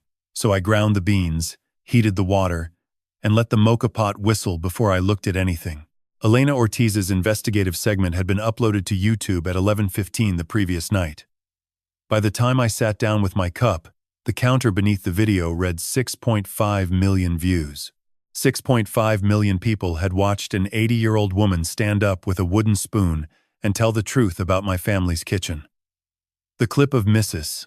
Lombardi alone had been shared over 400,000 times, turned into memes, reaction videos, audio remixes. Someone had even auto-tuned her voice saying, "I was eating Frankie's cavatelli before you were born, sweetheart." And it already had 900,000 plays. The hashtag number, Justice for Frankie, sat at number 3 on Twitter's trending list. Below it, at number 7, was number DiMaggio Kitchen. Except now, for the first time, it wasn't promoting Kristen's brand. It was burying it. Sophia called at 7:45. She didn't say good morning. She said, Hartfield pulled out. I set the cup down. When? Their legal team sent a termination letter at 6 a.m. The $500,000 acquisition is dead. They cited unresolved intellectual property disputes and reputational risk. Direct. Quote. She paused. Frankie, they don't want to touch her name with a 10-foot pole. I leaned against the counter and closed my eyes. $500,000. Gone from Kristen's hands before she'd ever held it. I should have felt triumph. Instead, I felt tired. The kind of tired that doesn't come from cooking for 3 days straight, but from carrying something heavy for too long and finally setting it down. By noon, the dominoes were falling faster than I could track them. Elena sent me a text with links. Kristen's luxury wine brand deal terminated. The event planning app partnership dissolved. Effective immediately. The podcast network contract suspended pending internal review. In 48 hours, Kristen had lost every revenue stream she'd built on my family's name. The digital cookbook was pulled from her website. The online cooking course enrollment page returned a 404 error. Her Instagram follower count, which had peaked at 300,000 after the wedding video, was hemorrhaging. By that afternoon, it had dropped to 160,000 and was still falling. Then came the pregnancy. At 2:17 p.m., a gossip account posted screenshots of medical records, not from Sophia, not from me, not from anyone I knew. Someone inside Kristen's circle had leaked the emergency room intake form. Patient. Kristen Carter. DiMaggio. Pregnant. No. The post went viral within the hour. Kristen had announced number baby DiMaggio to her followers 6 days earlier, complete with a soft-lit nursery photo, a hand on her stomach, and a caption about the next generation of DiMaggio love. Now the internet had proof it was a lie. I didn't celebrate. I sat at the kitchen table and stared at my hands. These hands had rolled 300 cavatelli shells for my son's wedding. These hands had held Rosa's fingers when she couldn't remember my name.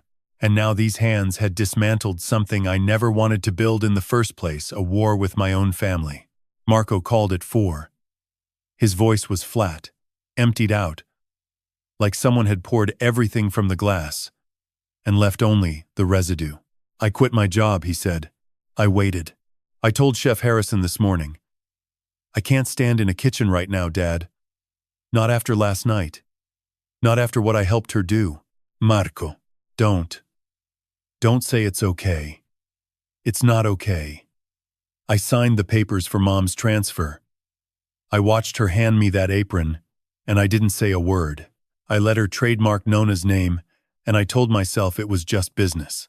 His breath came ragged through the phone. "I'm not asking you to forgive me.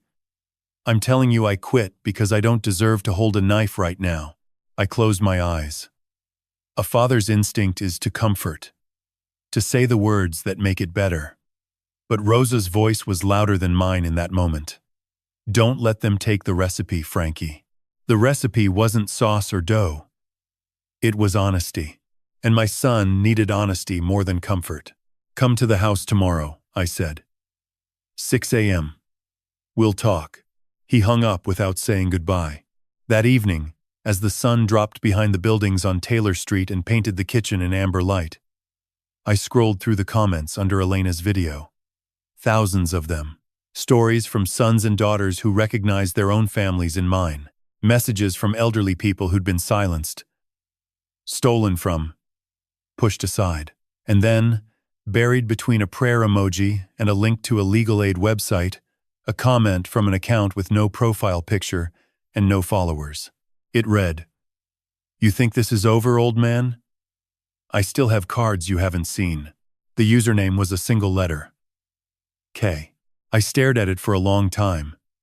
Then I closed the phone, washed my espresso cup, dried it with a cloth, and placed it back on the shelf where Rosa always kept its second hook from the left. "Not over," I said to the empty kitchen. "Good. Because neither am I." She showed up on a Tuesday.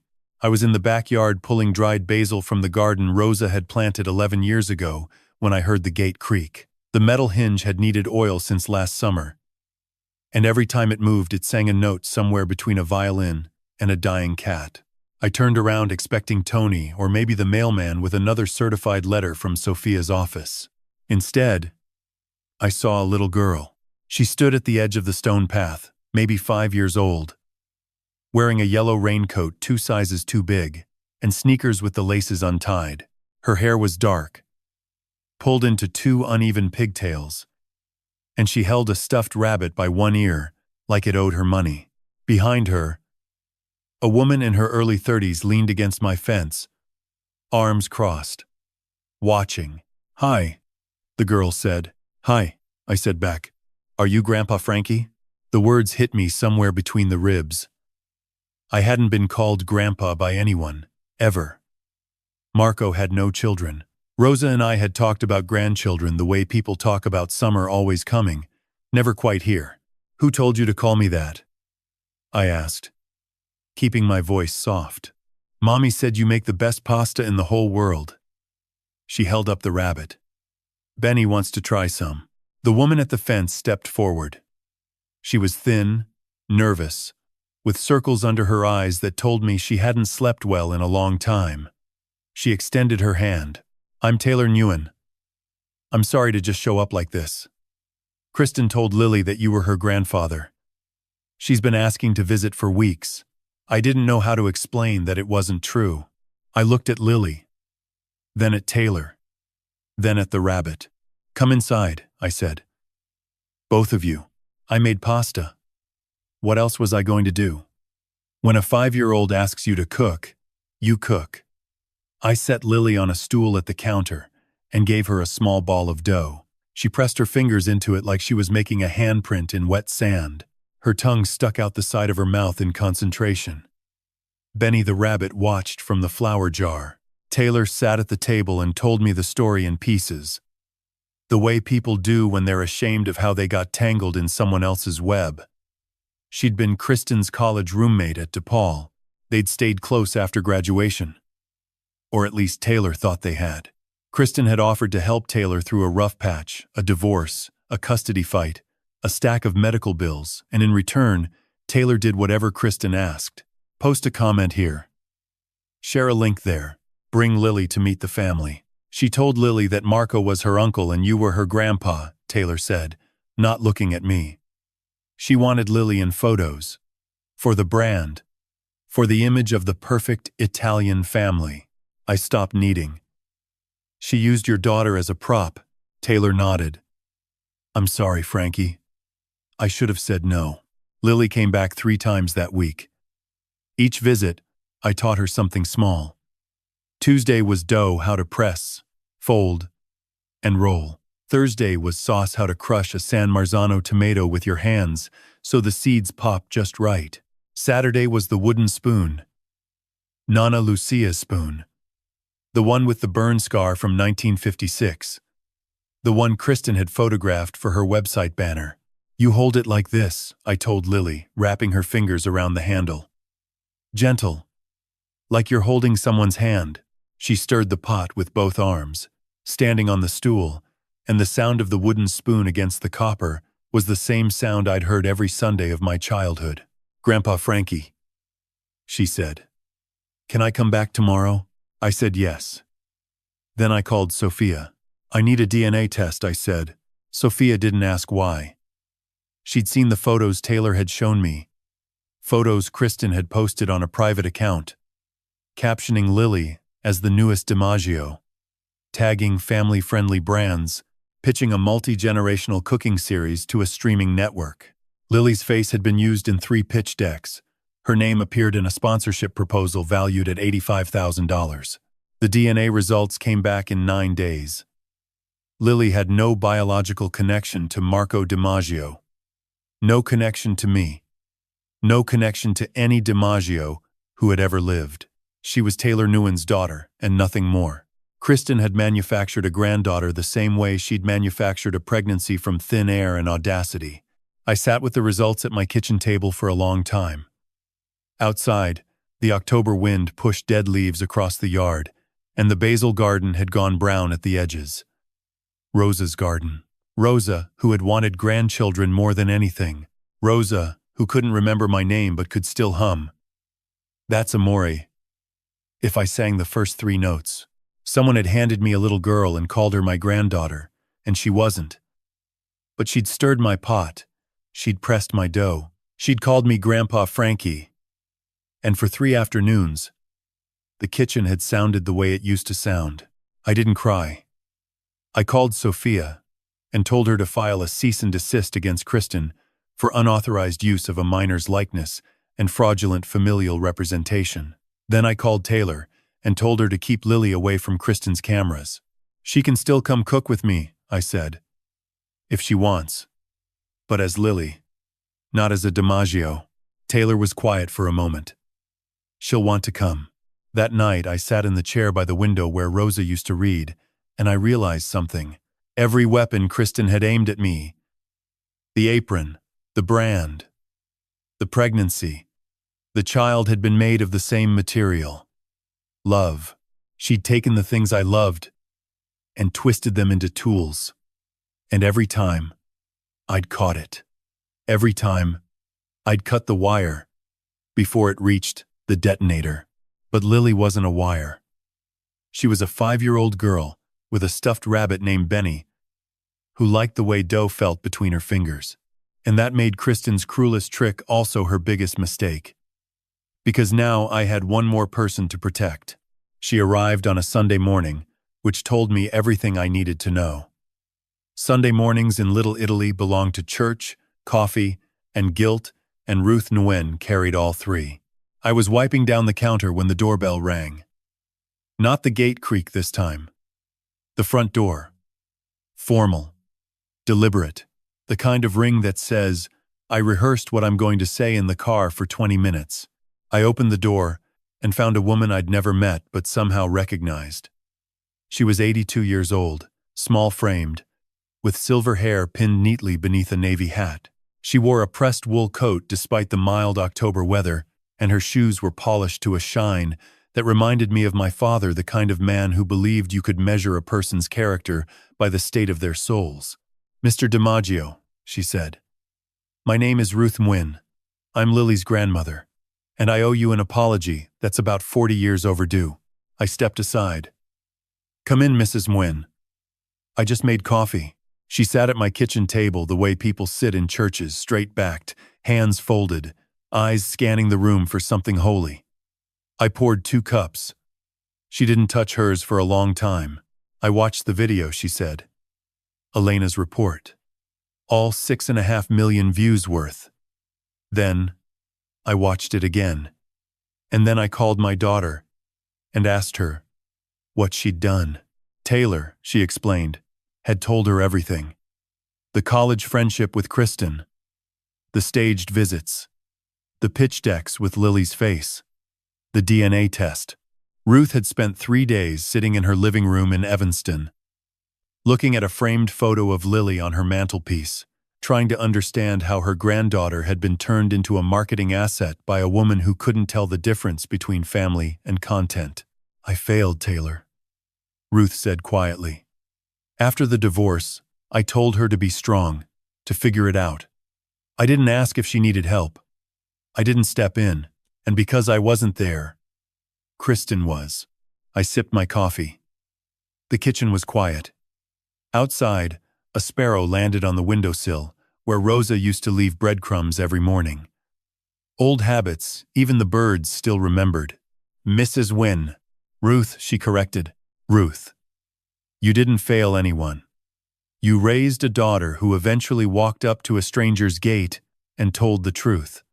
That's not failure.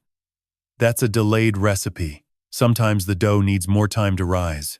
She smiled. It was thin and tired, but it was real. Then she reached into her purse and placed an envelope on the table. I didn't have to open it to know what it was. The shape, the thickness, the way she set it down like it weighed more than paper. I'd seen that gesture before. My father had done the same thing in 1981 when he handed me the down payment for DiMaggio's. Money wrapped in hope, sealed with guilt. $25,000, Ruth said. "I sold my late husband's car, a 1968 Mustang." He restored himself. "I want you to have it. For what you've done for Lily. For what Taylor should have paid you in gratitude." I pushed the envelope back across the table. "I can't take this, Ruth." "You can." "I won't." I held her gaze. "Your husband's car was worth more than $25,000, and we both know it. That was his legacy. You don't trade one family's legacy to pay for another family's mess." Her chin trembled, but she didn't cry. 82 years had taught her how to hold the water behind the dam. "Then what do I do?" she asked. "How do I fix this?" I stood up and walked to the window. Taylor Street was waking up. Tony's Bakery had its lights on. The Korean-Italian fusion sign at David Kim's place flickered blue and orange. 2 kids rode bicycles past the fire hydrant Rosa used to call the Little Red Soldier. This block had fed me, raised me, buried my parents, married me to my wife, and watched my restaurant open and close. It had never asked for payment, only participation. "Rosa and I used to talk about what would happen to this neighborhood when the old guard was gone," I said. "The Lombardis, the Ferraris, the Russos, they're all in their 70s and 80s now. Their kids moved to the suburbs. The grandkids order DoorDash. Nobody's teaching anyone how to make Sunday gravy anymore." I turned back to Ruth. "I don't need $25,000. What I need is a kitchen. A real one. Not for a restaurant. For a community. A place where Mrs. Lombardi can teach her granddaughter how to roll gnocchi. Where Tony can show kids how to score bread.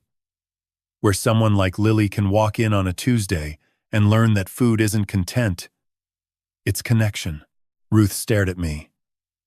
"You want to open a community kitchen?" "I want to open Rosa's Kitchen." The name came out of my mouth before I'd decided on it.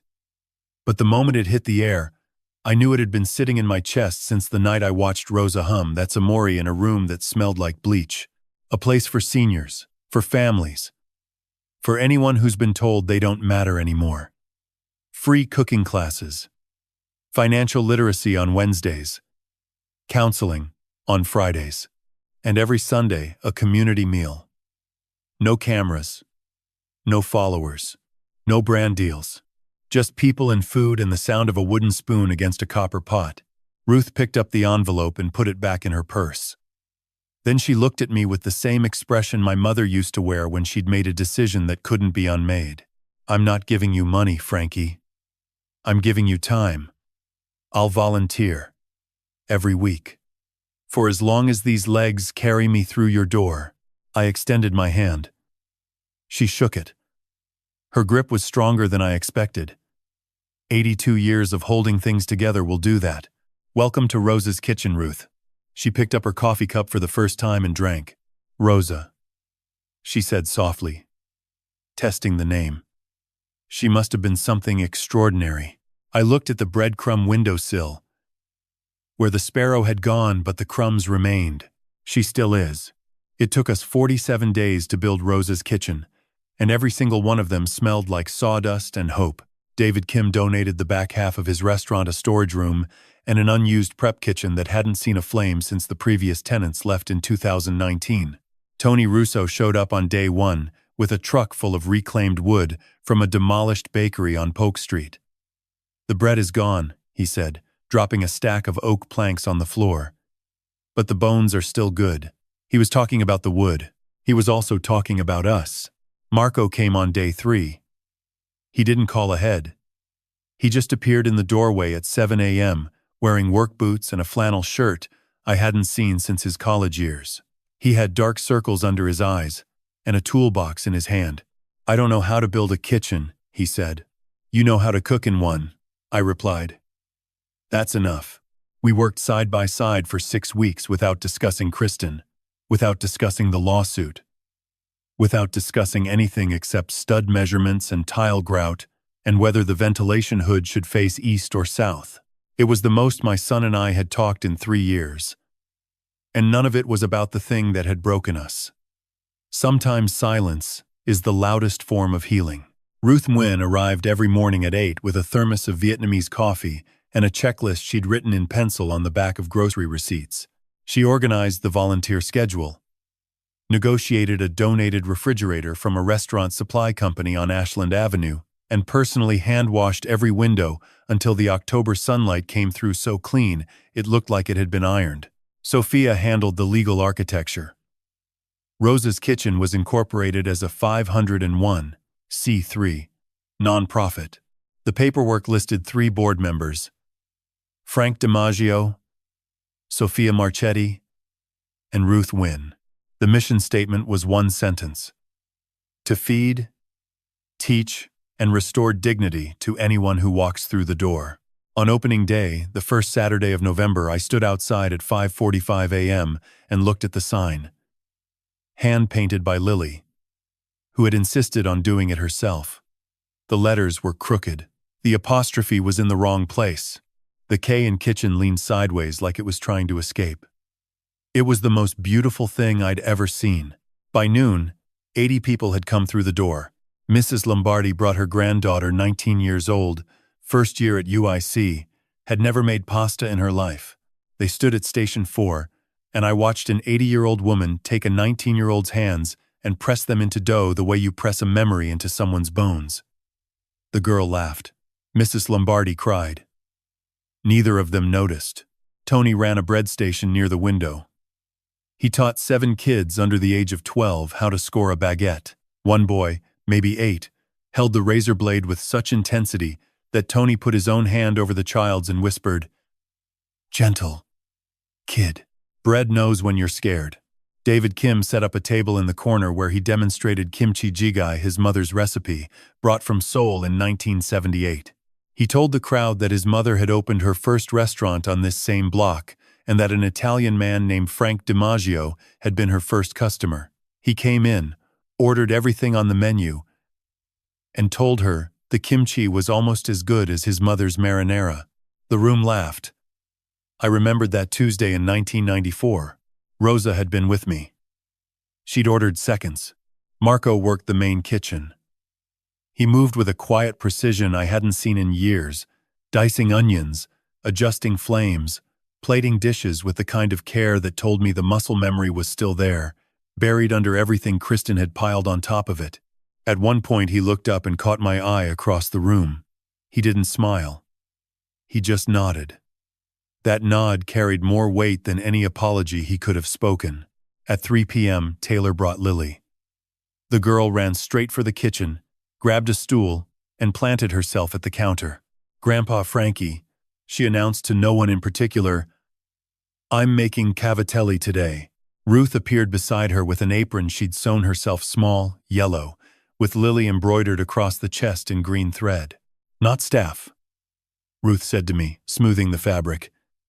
"Never staff." I had to turn away for a moment. Some things don't need an audience. At 4 o'clock, the final guest of the day arrived in a wheelchair pushed by Denise, her nurse from Maplewood. Rosa wore the blue cardigan I'd bought her for our 38th anniversary. Her eyes were distant, the way they usually were, wandering the room without landing on anything. Denise parked the chair near the window, where the light was warmest. I knelt beside her. I took her hand. I didn't say anything at first because I've learned that words are not always the bridge. Sometimes the bridge is just skin against skin. Warmth meeting warmth. And the silence that says, "I'm still here." Then Rosa inhaled. Slowly, deeply. Her nostrils flared the way they used to when she'd walk into DiMaggio's after a long day of teaching and the gravy had been simmering since dawn. Her lips moved. Denise leaned in. So did I. "Smells like home, Frankie." 4 words. The last clear sentence Rosa would ever speak to me. I pressed my forehead to her hand and stayed there until the light through Lily's crooked sign turned from gold to amber to gone. That evening, after the chairs were stacked and the floors were mopped and the last volunteer had gone home, I sat alone in Rosa's kitchen and recorded a video on my phone. 12 minutes. No script. No edits.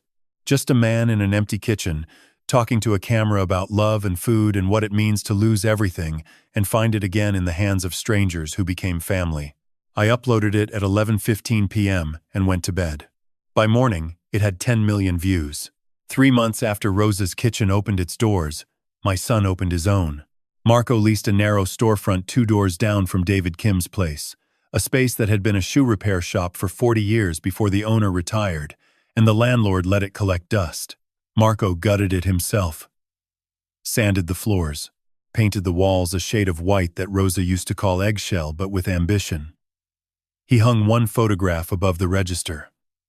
Nonna Lucia, standing in front of the original DiMaggio's in 1963, holding a wooden spoon in one hand and a cigarette in the other, squinting at the camera, like she was daring the future to disappoint her. He called it Marco's. Nothing more. No last name, no brand, no hashtag. Just a 12-seat counter, an open kitchen, and a handwritten menu that changed every day depending on what the market had and what his hands felt like making. The first review came from a food blogger who wandered in on a Wednesday and wrote 3 words. The real thing. Marco never asked for my approval. He didn't need it. But on the morning he opened, I walked in at 6 a.m. and found a place setting at seat number 1, a cloth napkin, a fork and knife, and a small card that read, "First plate, first customer, always." I sat down. He made me eggs with San Marzano tomatoes and fresh basil. Neither of us spoke. The eggs said everything. Ruth Nguyen kept her promise. Every Tuesday and Thursday she arrived at Rosa's kitchen at 8 a.m. sharp, thermos in hand, checklist in pocket. She ran the front desk, organized the financial literacy workshops on Wednesdays, and personally greeted every senior who walked through the door. She learned their names within a week. Within a month, they were calling her Nana Ruth, a title she accepted with the kind of quiet pride that doesn't need an audience. On the 3rd Wednesday of December, Ruth taught a 91-year-old Korean War veteran named Harold how to balance a checkbook. Harold hadn't balanced one since his wife died in 2016. He cried. Ruth handed him a tissue, patted his hand, and said, "Now, let's do the savings account." That was Ruth. Forward. Always forward. Elena Ortiz published her long-form investigation in the Chicago Tribune 4 months after the Last Supper. The piece ran 6,000 words and covered everything. The trademark theft, the Hartfield deal, the fake pregnancy, Lily's exploitation, and the Sunset Grove transfer. It was nominated for a regional journalism award. More importantly, it included a sidebar about Rose's kitchen that generated 312 volunteer applications in 1 week. Sophia secured a $500,000 grant from a National Elder Justice Foundation. The money funded a second location on the South Side, a neighborhood where 43% of seniors lived alone and 14% reported food insecurity. Rose's Kitchen South opened in February, with a ribbon-cutting ceremony attended by 2 aldermen, a state senator, and Mrs.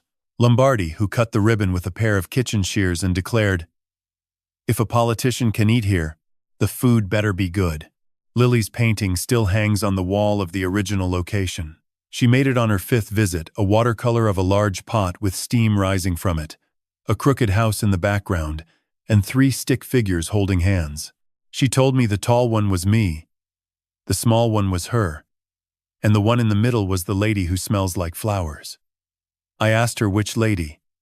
She pointed at a photograph of Rosa on the shelf behind the counter. "That one," she said. "She's always here, Grandpa Frankie. Can't you tell? I hung the painting between Nana Lucia's framed recipe for Sunday gravy and the health department certificate. It is, to this day, the most important document on that wall." Kristen disappeared. Not dramatically, no final confrontation, no public meltdown, no last-ditch scheme. She simply dissolved, the way smoke does when the wind changes direction. Someone told Tony she'd moved to Portland. Someone else told Elena it was Tucson. Sophia received a notice that DiMaggio Kitchen LLC had been formally dissolved, all trademarks abandoned, all digital assets deleted. The website returned a blank page. The Instagram account went private, then vanished. The last trace of Kristen Carter DiMaggio was a forwarding address at a P.O. box in Oregon that no one ever used. I don't think about her often. When I do, it's not with anger. Anger is a pot that boils dry if you leave it on the flame too long. What I feel is something closer to pity, the kind you reserve for someone who had every ingredient in front of them and still couldn't make anything worth tasting. The video I recorded on opening night, 12 minutes. No script. Just a man in an empty kitchen, reached 15 million views by Christmas. The comments section became something I never intended. A living archive of family stories, recipes, confessions, and promises. A woman in Ohio posted her grandmother's pierogi recipe. A man in Osaka shared a video of his father teaching him to make miso. A teenager in Lagos wrote, "I showed this to my mom, and she called her sister for the first time in 9 years. 15 million views. And not one of them was about content. Every single one was about connection. I am 65 years old. My hands shake when I chop parsley. My knees protest every morning when I kneel to check the oven temperature. My wife lives in a room where the windows face east, and on good days she hums 3 notes of a Dean Martin song before the melody slips away like water through open fingers. But every Sunday, I stand in a kitchen that carries her name, and I cook. For Harold, for Mrs. Lombardi, for Lily and Benny the rabbit, for Tony and David and Ruth and the 300 strangers who walk through the door each week looking for something they can't name but recognize the moment they smell garlic and olive oil. My daughter-in-law made me serve at my son's wedding. She sold my humiliation for $50,000. She trademarked my grandmother's recipes, exploited my wife's illness, and manufactured a granddaughter from a stranger's child. And I am still here, cooking, feeding, stirring the pot, because these hands scarred, shaking, smelling of basil, and 65 years of flour, these hands are worth more than anything she ever tried to steal. And the kitchen is still open.